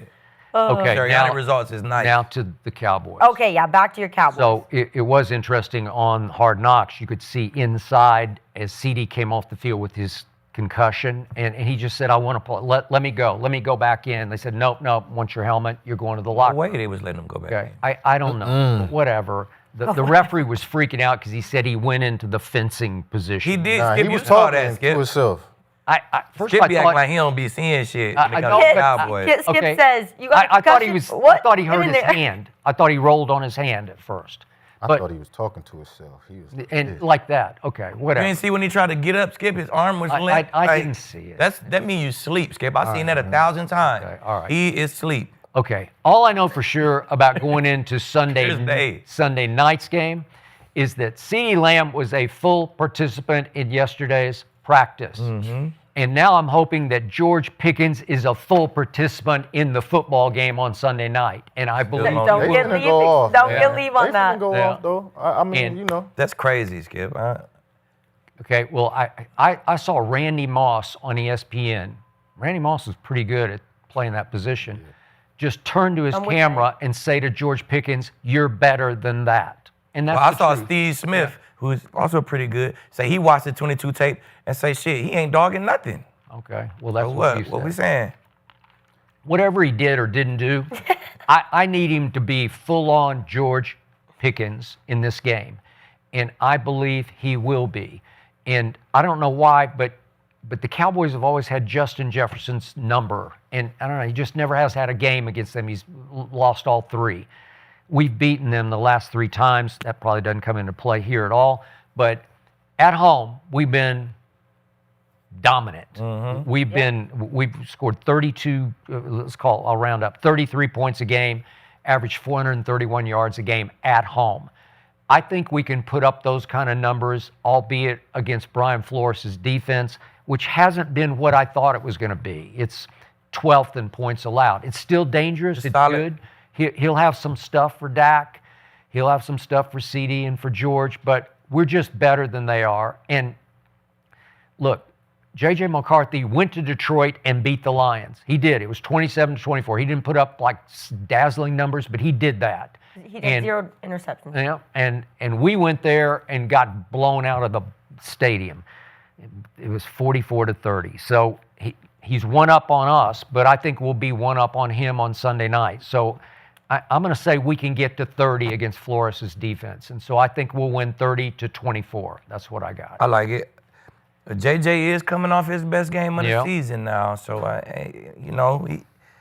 One good game, though, Aqib. Yeah, it's one good game, but good you know, game. you have that energy when you're coming off your best game of the season. But I still think Dallas get that done because the Cowboys, they get pressure right in your face. That's how their team is built right now. When they're playing solid on defense, they get pressure right in the middle, and that's how you beat young quarterbacks, man. You put pressure right in their face. You know what I'm saying? Edge pressure is one thing. They can step up and move. When that pressure come in your face, it really make your eyes really go down. You know what I'm saying? And that's the Cowboys' strong part. They're not a high-powered passing team at all. You know what I'm saying? With this quarterback situation, the Vikings got. That's how you beat Dallas. You air their ass out. You see the games Dallas lose, they get aired the fuck out every time. You know what I'm saying? So if you ain't a high-powered passing team, it's gonna be hard for you to beat them, man. And on flow defense, you start talking about flow defense, B-flow. Yeah. You can hit big plays on B-flow defense. They blitz. If that could create a little bit of time like he did against the Chiefs, like he been doing lately, hold that ball for that extra second, you can hit big plays on that defense, and it looked like CD going to play. So I don't even know how much B-flow will blitz because you in a dilemma at that point. You know what I'm saying? Do I want to blitz and lead these guys one-on-one, or do I want to play my cover four? He got a nice little cover four, matchy cover four he play. Do I want to play my cover four and just stay on top and make that kind of do what the Lions did? Yeah. You know what I'm saying? The Lions just kept everything in front of them, stay deep, no deep ball, or try not to give up no deep balls. They can kind of play that kind of way too, a lot of too high. So I don't think they'll come out and blitz 40, 50% of the time like he usually do. I think they'll see that tape and they'll just make it a slow grind for Dallas and try to play them that way. But long as the Cowboys stop that run, man, they'll be good. They should be able to, like you say, score 30 and beat these guys, man. Dak won't have to worry about as much blitzing because of Pickens. Yeah. Y'all got, if he gonna beat her or not, well, he changing the game plan right now. He doing his job right now. All right. Wednesday, Thursday, and Friday, making you not blitz Dak as much because you're gonna be scared to blitz him. You're gonna be scared to leave these guys solo by themselves. So that's what Pickens brings to the table right there, man. He winning the game for you right now. I think that defense is worse than them numbers say. A lot of times when you mean Vikings or Yeah, which defense? Yeah, the Vikings. The Vikings defense. A lot of times when your offense is so bad, your defense looks better because the opposing offense doesn't have to do as much. Right. Once you get a certain lead, or you just keep it to win the game. You're not really trying to take points and light the scoreboard up because you know the opposing offense can score. I've been in that situation with the Browns. Our offense is bad. We middle of the pack, 15, because the offense just stopped really opening up their playbook throughout the game. So that being said, I think that gonna light them up because, you know, JJ, he can't put points on the board. The Vikings, they just can't put points on the board. He dropped a 30 ball last week. Yeah, that's an anomaly. I know, but even for what he did they last giving week. up. It was a 30 ball. It was against the Commanders, but it was a 30 ball. You know, Even they with did shut him out everything he did too. last week, he They shut ranked him out. dead last in completion percentage. he missed a lot of games. He ain't been there all year. 23, 19, 27. All that ain't 24. JJ. But, I know it ain't. It was a 30 ball. But you 30 playing the Dallas Cowboys with the two best receivers in the league. Yeah. They've been lighting everybody up. Exactly. They've been lighting everybody up. So, They've been getting lit up too. but they don't. The Vikings don't have it to light them up. Yeah. They don't have it to light them up. So it's gonna be 30 around 30-10. You ask me, you know, at AT&T. 30-10. Yeah, I mean the Vikings, they can't score. They Yeah. can't score. I completely agree. One last thing about my Cowboys. After I slept on it, I just couldn't get this out of my system. We just weren't ready to play the Lions on Thursday night in Detroit. And by ready, I mean trickling down to the special teams. We tackled nobody on their kick returns. Nobody. Their average starting position for the game was the 41-yard line, and I just couldn't live with that. So then I did watch the Hard Knocks, and it's got Dak on the field before the game. He's hyping everybody up, and he's yelling, I fucking love this. I fucking love this. Like, this is going to be the night. This is going to be the place. Like, this is what we live for. And what? On the opening kickoff, you know, they run it back to the 42. It's wrong, man. I mean, you can just Making it see impossible when for a the team is ready, you know, that It was the scheme too. I know, but it's just ready to play. You They want got to the hit ball, somebody they hit or that near not? sideline, Yeah. man. Yeah, They put all their blockers to the near sideline. Dogs on special teams. Yeah, but it's Some- But nah, that wasn't. It had nothing to do with no dog. effort. Hey, The Lions had a nice return scheme, bro. The Lions, you know what? They always have a Bro, kickoff that scheme return was nice, scheme. bro. He was hitting the They near always sideline, do. They getting up do. that I'm not sideline, gonna getting hold to the you. 40. It's like they done had the same special teams playbook for the last 20 years. Because I remember when I was in Cleveland, man, they had some return where they was knocking motherfuckers out, like coming, peeling back. You had to run down like this. Okay. Literally knocking cats out. You watch Sleep. them kickoff returns. That man, they scheming that shit up. Okay, but they had to call up some white dude from the practice And he was squad. fearless just too. killed He him. was hitting He was it. killing them. Sometimes that's what you need, a straight practice squad guy who's trying to make some money because you just gotta hit that shit. And a lot of guys like Turpin not just really hitting that shit right now. You know what I'm saying? Maybe we need some white guys on the kick. Hey man, Yeah, young, bro, some hungry. kamikazes. That's what they Yeah, call them. motherfucker trying to get a check. Kamikaze. They gonna die for this shit. He's trying to get a check, man. Listen, telling you. So all the boys are agreeing that the Cowboys Yeah. are going to win this one. Yeah, Cowboys gonna whoop their ass. Yeah, I'm agreeing because there's no way J.J. McCarthy's going to be able to put up 30 like that. Can't match Put up 30. He can't do it. I've never believed in J.J. McCarthy. Thank He's been you. showing it this year. He had one good game. That's not enough in the NFL. Now watch him throw for 400. I know, because we all said that. But 70% of the chat has the Cowboys winning. Only 7? Well, that's a pretty good amount. It's a lot of Minnesota. Yeah, teams out there. you still, but we got to get to the Broncos because we know these two boys right here have been waiting for this point in the show the entire time. Yeah. So this might be the matchup of the weekend. We have the Red Hot Packers making the trip to Denver to take on Bo Nix and the Broncos. So the thing that is confusing me though is What's at that? home, the Broncos are an underdog. What? Wild. Very That's the man in the leaks. 2.5 point It's not very favorite. surprising to me. You don't think that's surprising? Oh, come on. 2.5. Your dog. I'm gonna at tell you home? Dogs why. at home? I'm gonna tell you why. We'll find out, but first I want to hear what Bo Nix has to All say, right. okay, Aqib? I don't really care. My mom thinks we'll win, so that's all that matters. Straight up, Bo. I think y'all gonna win. See, too. how you So gonna? sweet. How you not Your like mom that? and Aqib Talib think you're going to win. He always Simple. does. Let's hear what you got to say now, Talib. I mean, they playing a good football team. It's only a few teams who will go to Denver and be the favorite. You know what I'm saying? It's probably the Rams. That's probably the Packers. Maybe the Eagles. They might send the Eagles there and get them 2.5 points. And maybe Seattle. Then probably only 4 teams who will go. Maybe the Bills. Now you're about Well, 5 that's or 6. four. That's 4 teams. Yeah, That's a wow. few. You know what I'm saying? All right. And they do it because just some Vegas shit. They do it because if they give the Packers 2.5 points, it's gonna be too lopsided. Everybody gonna take the Packers. It's gonna be too lopsided of a bet. You know what I'm saying? They gotta give. I mean, they gotta give the Broncos the points. That's gonna make people pick the Broncos. We know America don't believe in the Broncos. Vegas know that. You know what I'm saying? So they sway the points just to balance out the bet. You know what I'm saying? We like to be the underdogs anyway, so it is what it is. That's just 2.5. That's some Vegas shit. It's almost mean it's an even game. We don't know who's gonna win. It's pretty even. Well, you get 3 for home field, so it's not even. But if they give the Packers any points coming there, it's gonna be too lopsided. Everybody except for Denver is gonna pick the Packers. You know what I'm saying? And then they either gonna lose a bunch of money or you know how that shit goes, Skip. It's just some Vegas shit. It's just how they do it. You know what I'm saying? We've seen it done before. They just do a crazy spread. Like, hold on, what? Now the bets would be 50-50. That's what Vegas want. They want half the close people to be to here. They want half the people to be here. So, hey, man, it don't matter what the fuck the spread is. Because Bo playing his best football right now. You see him last 3 games, he been cooking. You know what I'm saying? We getting Ben Powers back. That's one of our starting guards. That run game gonna crank the fuck up. And, hey, man, people get after the motherfucking Packers. The Browns got after him 5 sacks. The Eagles got after him 3 sacks. And you best believe the Broncos gonna get after him, man. So hey, whatever the spread What do is, you got? Skip, 7 sacks? yeah, I like us to pop out and have one of our days. 7? Five.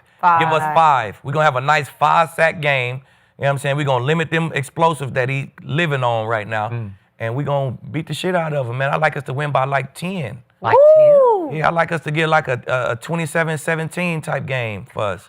Broncos. But you want them to lose one, so why not this one? Yeah, this might not be the one. We feel played about that underdog Yeah, shit. that ain't right. So, yeah, we gonna show them. I think the one we gonna lose probably gonna be the last game of the season. I think the Patriots gonna lose. So last game of the season, we gonna be like, if we lose, we still the number 1 seed. We gonna sit guys. That's gonna be in the streak right there, and then we can get it going. You know what I'm saying? So I kind of had to see how the season flow out, but. Skip, what you trying to do? They're so you want to give me my 2.5? You like it? Give me my 2.5 points at home. Nope, not this Skip time. You don't trust Green Bay? That's how you know Vegas. Look, Skip scared. I got You think you would ever support Micah Parsons? Yeah, that is Come on. true. I can't put dinner on Micah Parsons. Not even a head up fade. You know I don't even want the points. I don't even fuck with the points when me and you go, Skip. Well, I just made 2 gimme bets. Right? Oh. Yeah. You don't like it? I would say that's how I know. Look, America. Y'all know we gonna win. Skip, I got Buffalo. Skip like he ain't Skip plugged in Vegas. He like, I ain't touching that shit. I know who gonna win this game, man. Skip ain't touching that shit. He know who gonna win. I'll go. Yeah, we need TJ. I mean, the reason I feel is just the analytics of the offensive team being more liked, right? Everybody wants to see the offense go in and put scores on the board. It's called, the stats metrics. I call it stats matrix because your ass gonna get confused. You're gonna lose your bet. Now, yeah, we ain't too far behind them. The Packers, they've been putting points up on the board 24 against games. average-ass defenses. The times they play good defenses, right? The Browns, they lost. 10-13 low-scoring game. The Eagles? Panthers, 13-16 low-scoring game. The Eagles, 7-10 low-scoring game. They don't want to come into no low-scoring game. They ain't tough enough. They ain't built like that. You put their back against the wall, they got to play defense and scramble, scratch. They're going to lose that game. They like to be nice and comfortable at home, at Lambeau, division games where they know their opponent, they used to playing them. They feel comfortable like that. They got to go on the road, come to Mile High, they going to get sacked. Love ain't been sacked like he been to get sacked this weekend. Now, he only been sacked, 18 times this year? So he been playing comfortable. This is where he gets out his comfort zone. And we be saying the love I've been talking about. He been avoiding what I've been talking about for the last couple weeks. He ain't gonna avoid that shit this week. He ain't avoiding that shit this week. Them dogs gonna be on his ass. We sending them zone blitzes. Tufanga gonna come off. Tufanga gonna call out that edge. Sertan, he gonna do his thing, strapping up the back end and doing what he do, man. So it's gonna be a low scoring game where we win again because we gonna find a way to win. But then look, you talk about them offenses. Our offense, we better than them. Our offense is ranked higher than theirs. It is not. Yeah, our yards per game, we better than them. Skip. Yards. Yards per Yeah, game. What about points? In points, we scored 23. They scored 24. Like, what are we talking about? We 23.7. You're 14th in points scored. And that's your average. It's a 1 point difference. If we average, they average. All right. Because we scored 23, they scored 24. That's the same. We gonna bring that heat. Love don't like that heat. Like they shit on the Broncos offense, but we better than them. On offense. We talk about total offense. The Broncos are a better total offensive team than the Packers. It's in the pudding. If we look at points, we can click on the points. Green Bay scores 24.8. The Broncos scores 23.8. They score 1 point a game more than us. Like that. Come on now. So your favorite website, Pro Football Focus, What ranks they say? the Denver offense 14th and ranks the Green Bay offense 5th to 14th. That's why I'm just going off total offense. That's why that Vegas shit is saying no to you guys. What about our defense? What about the defense? What PFF got us in defense? In their defense. All right. Green Bay's defense is ranked 6th overall. You're ranked 8th overall. See, PFF, that's bullshit. Okay. Come on. Now you're bullshit. Come on. They fuck up If too. our offense and our defense is not, how the hell we 10-2? PFF got That's a problems good on question. defense. They That's got a good problems on question defense. because How we as I 10-2? keep Why? pointing 'Cause we out, close shit out. wait, you're 11. You're 11-2. That's not good. 11-2. Close shit out. Okay, you're 11-2, but as I keep pointing out to him, you're 9th in point differential. So that means you're barely winning game after game after That's game. usually what the champs do every year. And all of a sudden, Green Bay is going to Detroit, and Vegas is saying, "No, you ain't it, man." I don't They're know what a barely win is. I know a win is a win, and then twice on Sunday. Okay, but you're barely winning. That's what you're doing. So this is what I know. You lead the league in sacks, 55. Green Bay is coming with the sack master, He is. the all-time dominator. We lead the league in sacks Is given he? up, too. Who are we Who you talking talking about? Who you talking about? Micah Parsons. Oh my God. We lead the league in don't sacks flip given on up, me too. now. Hey, Skip. Don't flip Hey. on us now. Green Bay is coming with this combination of Reggie White and Yeah. Lawrence Taylor, unlike any we've ever seen. You know he's Give funny. us- And he yeah, is about to- alley-oop the shit on him He on is about Monday. to inflict pain. I'm just going by what Aqib Talib has. He's nice. He is. You've grounded into my brain, into my psyche. We also got Micah Sean is Payton. it. So how can you go against Micah Parsons? Because we're going to chip the shit out of him, Are keep you? 4 eyes, and what Richie say? 4 eyes and 4 arms on him at all times. That's what we're going to do. Well, that's what they tried to do to Lawrence Taylor. That's what they tried to do to Charles Haley. They tried to do it to Reggie White, and they couldn't stop those 3 guys. Shit, they can't stop Parsons neither. Hey. I think you know who really is our X factor, and I always go back to this a lot, is special teams, Marvin Mims. I love Get a Marvin. return, Okay. get that field position like we usually do. It's gonna be a long day. That X factor right there. Special teams, you can never. okay. It's the difference between wins and losses. When you're looking at offense and you're looking at defense, and I just asked how are we 11-2. Okay. That X factor right Okay, there. so now you're reaching It's for bold. Marvin Mims. I ain't That's reaching all you it. got. Hey, it's proof in the pudding. Marvin Mims? Really? We just said that's how the Cowboys lost to Detroit, right? Yep. All right, there you go. Okay. All right. Wait, but are you, Skip, There are you you have it. picking the Packers? I'm about to pick the Packers because What? I'm just going on No. your other favorite I stat. never thought I'd see this day. QBR, you're going to dismiss it as some QBR shit, right? That's what you're going to tell me, right? Okay. So QBR, right here, right now. Jordan Love has very quietly just crept up the rankings in QBR. Dak barely leads at 73.4, but at 73.1 is Jordan freaking Love. He got a lot to do with He's their got a wins, lot though. going He on. definitely does. Bo Nix, Where's as Bo? we Yeah. speak, is 17th in QBR. That's Yikes. cool. Did you see that pick he Below made last average. week? Jordan Love, right to. Bro, we don't give a fuck about no QBR. You don't? We give a fuck about the WIN. You know what I'm saying? We already told you that, Skip. So Vegas is saying, well, Green Bay's just better. They're just better. Pro Football Focus says Denver's ranked 8th as a team. Green Bay is 4th overall as a team. Oh, they trying to collect this weekend. That's what they doing. They didn't know what trying Vegas to doing, man. collect. They Yeah, trying go to ahead. add. They're Put your always money on trying the to Packers. collect. We gonna stuff this Santa bag with all your dough. Yeah. And yet, I got to shout out my man, Lil Wayne, because he does love this show and he does watch us. So he was texting with me the other day after the games, obviously the game that they won on Sunday night against the Bears. Trying to bet Lil Wayne. And I'm gonna quote my man Lil Wayne. He said, "We looking like one of them special teams right now." So, and he is as smart a sports fan as I've ever been around. So he can be very critically objective of the Green Bay Packers that he just grew up loving in New Orleans. It's a long story, but he loves him some Packers. And he is seeing special right now. So that's why Vegas is also seeing special in 2.5 Text Tunchi. Text Tunchi. Tell him I'm trying to put 5 racks on the Broncos plus 2.5. Really? Yeah. 5 racks? Yeah, 5 racks easy. It ain't shit to Tunchi. You know what I'm saying?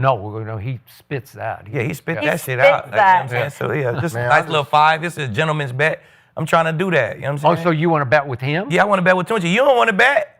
I don't want to bet because it's against my religion to bet on Micah Parsons. Oh yeah, As much I feel as- that. well, it is. Well, it Right. ain't against Tunchi's. You know what I'm saying? not So gonna text do him, it. I'm tell not him gonna- I Lee don't trying care. to bet him 5 Even racks. though I believe the he like the Packers Broncos will plus win this 2.5. game, but I ain't putting nothing on it. To know that, I mean, Skip I rides just- by his picks, and he's got some good picks. And so the fact that he's with Micah Parsons after you have sat on the show every single week and hated on him. I got Woo! Micah's team 30-17 in this game. Oh, they gonna beat the shit out of us. 30-17. They gonna beat the shit out of us. That's crazy. Lil Wayne and Skip Bayless. Yeah, got the yeah, Packers. Hey, All right. As soon as the show's over, I'm going to text him that you want 5 racks. bandos. Yeah. All And- right, and put that do, in. Do you want to just do it straight up? Or you Nah, want we the want the points? spread and all. We want our 2.5. Spread. The spread won't even come into play in this because it's going to be a Yeah, that's rout. why I said, ain't we gonna whoop their ass 27-17. Broncos for 5K. Oh my gosh, I gotta write this down so I can check back in. That ain't locked in yet, so put a question mark by that. Question mark. Oh, Question mark, okay, question okay. mark. Lil We gotta see Wayne, we gotta see what Packers. Tunchi say. Dang, this is going to be a battle. All I know is it's fun for me to keep track. Do I get a little commission as the track keeper? Yes, you do. New Vegas. Yeah. I'm New Vegas. Go ahead and put your bet in with Underdog in Kinsey. All right, guys, we have got to get to the Patriots because they have gotten some slack this season for an easy schedule. But this Sunday, they can put that to an end because they've got Josh Allen and the Buffalo Bills at Foxborough. So it's going to be crucial from AFC matchup. And the Pats can clinch the AFC East with a win. So huge for them. Similar to the Broncos, the Patriots find themselves as home underdogs. So a lot of home underdogs right now. What is Vegas doing? And they host Buffalo. So like Bo Nix, the Patriots head coach has something to say about that. The people in Las Vegas have you guys as underdogs Sunday night. Who are the people, then? I guess the odds makers. There you go. That's what they are. They're called odds makers. There's a lot of people in Las Vegas. There's only a few of them that they trust to set the line. So, do you pay attention to that? I mean, do you notice that? No. I mean, again, it gets brought to attention. I don't think that, it's every week you see in this league that records really don't mean anything, and the point spreads and survivor pools get blown up every week and all that other stuff. So we're just trying to focus on our preparation here and get back into it. Okay, so Vrabel is 6-0 coming off the bye week in his career as a head coach, and so the Pats are seeking their 11th straight win. Aqib, do the Patriots win the AFC East Sunday? No. Oh, I like the Bills to come take one, man. You come off that bye, you 6-0, but it's different when you come off that bye 6-0 with a 11-2 team. You know what I'm saying? Good teams go on that bye and they relax. You know what I'm saying? They really relax. So I expect the Patriots to come out a little slow because I've been a part of a lot of good teams. It's tough to get it back going. You know what I'm saying? Once you crank out 10 wins in a row, you take a bye week, then to crank it right back up, that's tough to do. You know what I'm saying? I like the Bills to protect the ball this game. That's what they didn't do the first game. That's why they lost the game, the first game against the Bills. So Drake had the ball last. He went down, got a field goal. I think Superman had a ball last this time, and he'll go get him a bucket at the end of the game. So I always said they had split since the beginning of the year. I think they had split it, and they split, man. This a huge game for the Bills, not as huge for the Patriots. So they the back against the wall type team. They lose one more, that's 5. They damn near out the playoffs. It's the AFC is tough. You can't just keep dropping games, and they done dropped one too many already. So I feel like they're gonna come out scratching and clawing, protect that football, and they go get them a dub, man. What's the score? 28-24 Bills. Okay. Ooh. Late score by Superman. DJ? Nah, I got the Patriots winning the AFC East this weekend. Look, they already went to Buffalo, got the win, right? We all know what helps Buffalo be successful is running the ball. They can't do that against New England. They cannot run the ball against New England. We just seen Superman have a Superman performance, and he's going to back it up with a Clark Kent. Just like he did That's exactly what I in the was going to say. season. Can't be Superman When he every Tampa game. Bay'd his ass to a win and came back and got Texan and dogged down. So that's what's going to happen. They're going to go to New England. It's hard to play at Foxborough. I don't know what the weather's going to be like, but it doesn't matter. Drake May is going to protect the ball better. I do have it being a close game, though, however. Vrabel coming off the bye, like you said, 6-0. Going to have them boys ready, motivated, and let them know what this game means. We all know what that home field means for the playoffs. It's like you playing, like you said, the Bills is battling not to get knocked off the playoffs. We battling for that home field. That's just as important, damn That's near. a totally different battle. You feel me? That's just as important. We need that home field. We need to be at Foxborough, when it gets thick in these playoffs. So, Josh Allen, you say you hate Josh Allen. I don't hate Josh Allen. I go off track record. I see something and I reply to it. And that's exactly what's going to happen. I'm replying to what he does throughout the season. Got the Patriots. Throughout the season, he damn near in the AFC chip. He ain't beat the Patriots? Yeah. Last Superman performance, he went and did Tampa. What happened the next week? He gave the game up. So I'm just hoping that Josh Allen watches you say what you just said. I hope he does too. I don't give a damn. How about that? I do, because wherever he is, if he sees you say that, he just might say, "Excuse me, I got to go find a phone booth because I got to change out of these Clark Kent I don't give a damn clothes." what I'm talking about. I got to tell you, the Bills will win this game because they're going to have the two best players on the field. And our guy, James Cook, will be the second best player on the field to Superman. Been toting. He is toting. He is gaining on Jonathan Taylor. I think he might catch him for the rushing lead before this is over. And they, as a team, lead the league in rushing. And the one thing about Josh Allen I keep pointing out about this year is when he's playing against somebody of magnitude, of stature, former MVPs, Lamar, Patrick, Aaron Rodgers, he goes Superman against them. He did not take Drake May and the cute little Patriots very seriously when they slipped in the back door in Buffalo and beat him. That's what happened. That's what happened. Shit. They weren't ready for it, and Josh did turn it over. They turned it over 3 times. He turned it over twice. Red zone, too. And red zone turnovers. And Drake May was quietly very good in that game, and he had a QBR of 72 to Josh's 49, and that's what happened. And to your point, Drake just said, "I got this," and he took him down, and they walked it off with the late field goal. And I think it's going to be the flip of that this time. I got Josh outplaying Drake May in Foxborough, and as much as I respect Coach Vrabel and what they've done, the star power of Josh and James Cook will just be a little too much for the Patriots. And I agree with you. Coming off the bye, it's almost like you celebrate that you got to, what are they, 11-2. It's hard not to. You celebrate a little bit, and you won't be quite ready to play. And Buffalo is desperate. They're on a roll. They're on a late season roll. They're saying, "We are it."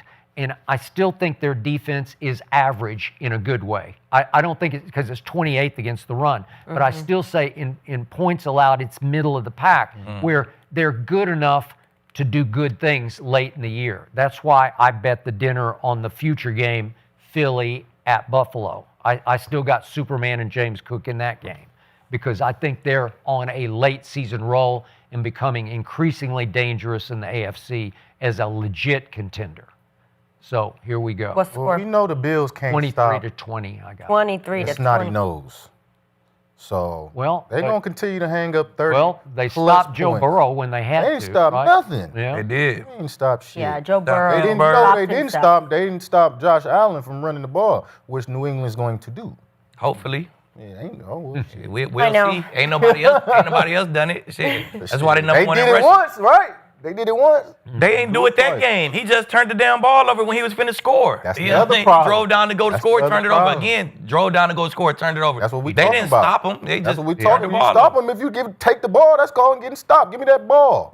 I need it. Yeah, I am going to agree with you. I think the Bills are too reliant on Josh Allen. They always have been, and he cannot be Superman every single week. Hey, them in Patriots and be out there hitting too. Yeah. They do. They be smacking shit. They be smoking shit. You see Jackson Dart had his feet up in the air. Well, if he running like that's the been damn- consistent. Jackson Dart has his feet in the air almost every He run like he the only man on the Them field. motherfuckers ruthless out there in New England. Kinsey, Man. thank you for picking New England.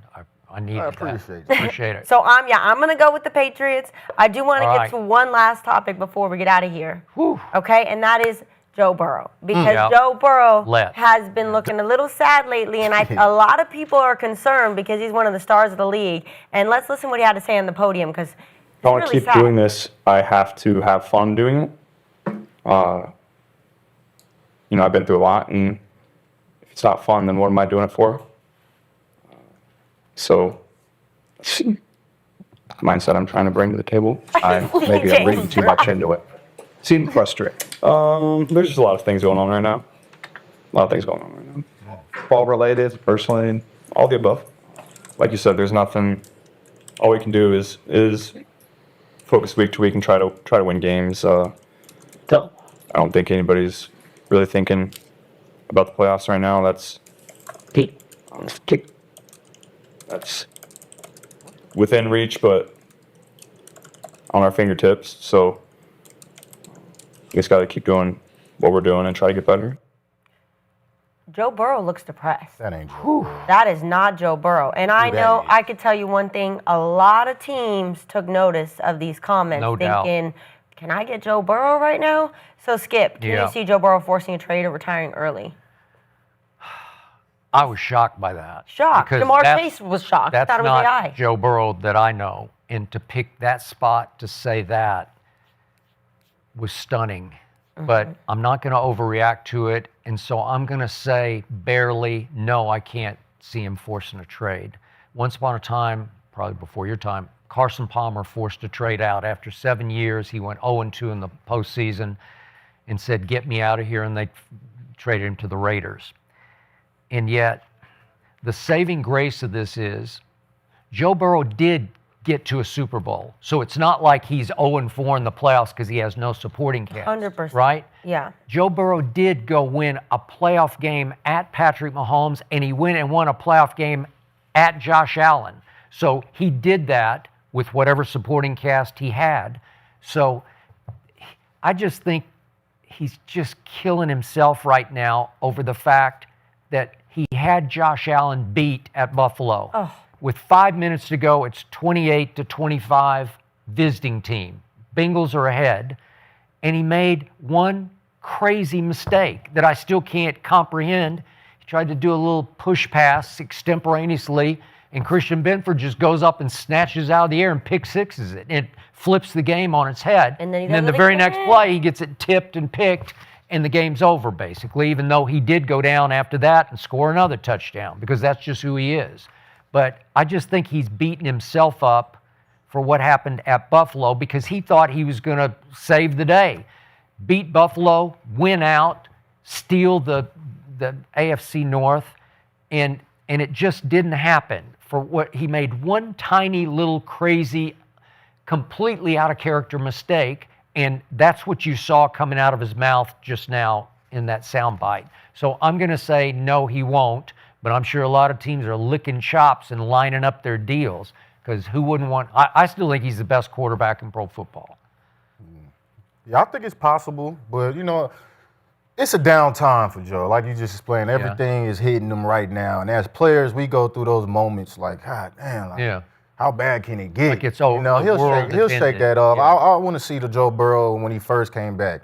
What he said pregame, we get paid to play a kid's game. That's true. That's the Joe Burrow we all know, right? So I think he's just in a moment of depression, slight depression, the injury, the losing the bad game, and he'll shake back. But is a trade, not in the cards? It definitely could be in the cards, especially how the management is handling a lot of his coworkers. And, you need help to win in this game. But they did pay T and Jamar for him. Yeah. Yeah, you need to pay somebody on defense. Yeah. I keep saying it. Yeah. You got to pay the other side. You see what happens when you pay two receivers. Yeah. You get a defense like the Cincinnati Bengals. Hey, I don't read much into it at all, man. Sometimes you just go to the podium on a bad day, you're pissed off from the loss, and you just say how you feeling at that moment. You know what I'm saying? Do you ever do that? Of course. A whole lot of times. You know what I'm saying? So, especially after a loss like that. Like, man, you're just down. We talking about Joe Burrow here. You know what I'm saying? He ain't getting traded, and he ain't retiring. You know what I'm saying? This is a guy who want to be great. This is a guy who the owners hold as he is already great. You know what I'm saying? That's why we going to pay. Who else you want us to pay, Joe? We going to pay him.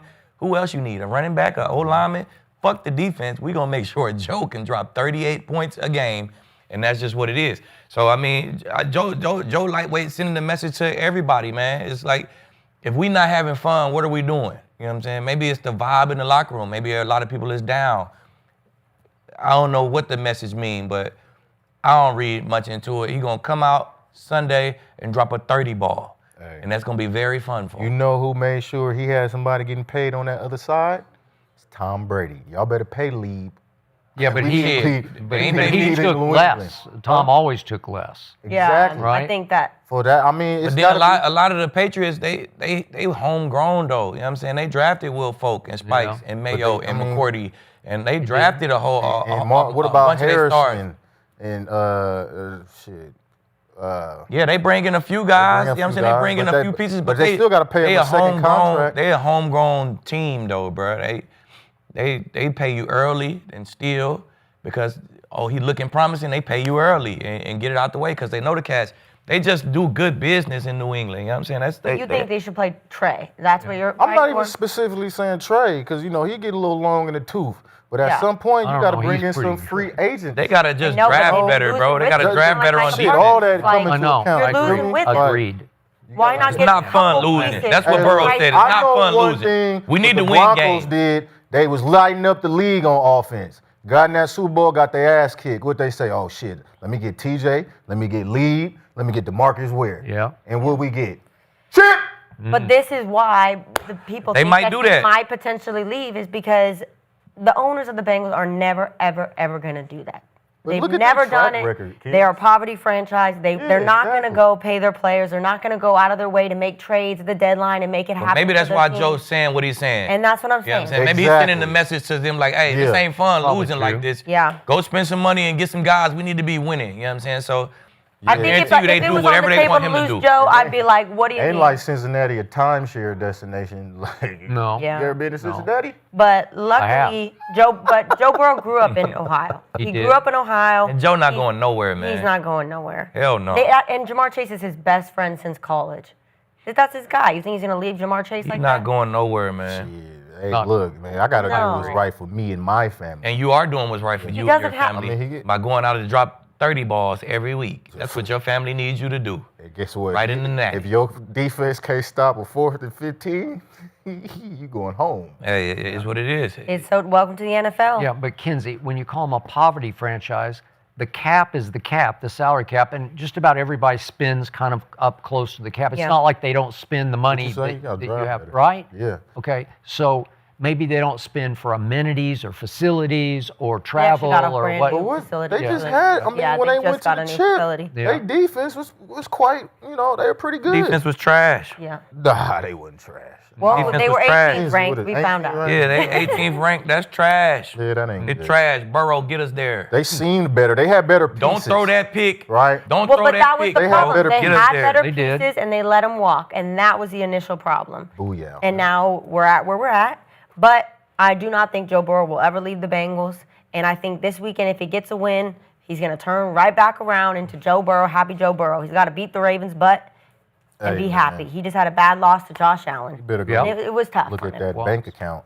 Get happy. You're making $40 million a year. You got to show up. You better find some. But the thing when you're Joe Burrow, though, you'll make $40 million anywhere. They'll be like, I'll give you 50. Yeah, sometimes people think it's green on the other side. Hey, they paying you 40. Guess what they can't do? Because any other good team has got their quarterback. What do you want to go to the Raiders? You trying to go to the Browns? Where are you gonna go, Joe? Now you talking. I like to see Joe in Vegas. I ain't gonna hold you. Really? Nice. No. What's gonna be the difference? The Raiders gonna be dropping 30 points a game. They ain't gonna pay nobody on defense because they paying Joe 50. Good point. So it is what it is. It's agreed. Cap is the cap. Before we close out, though, you guys, we have to sing happy birthday to our guy, TJ. He thought he was getting out of here like that. Birthday to you.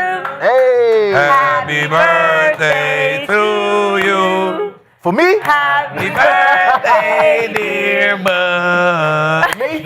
Happy birthday. Oh, okay. Got the Bronco cake. Bronco cake, my boy. That's it. That's you. Let's take that, man. Take that. That's for you, baby. Happy birthday, my boy. The Broncos cake. Skip. Yes, sir. Yes, I get it sir. Yeah. Who's gonna cut it? I appreciate y'all. Thank you.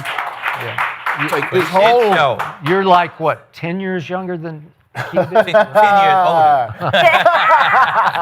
10 days. 10 days. Appreciate it. Now, big 39, though. Big 39. Yeah, 39. Yep. Well, go celebrate hard this weekend, TJ, and go watch some football because we got some good games this weekend. We will see you guys back on the couch on Monday. Yeah. Hey, what?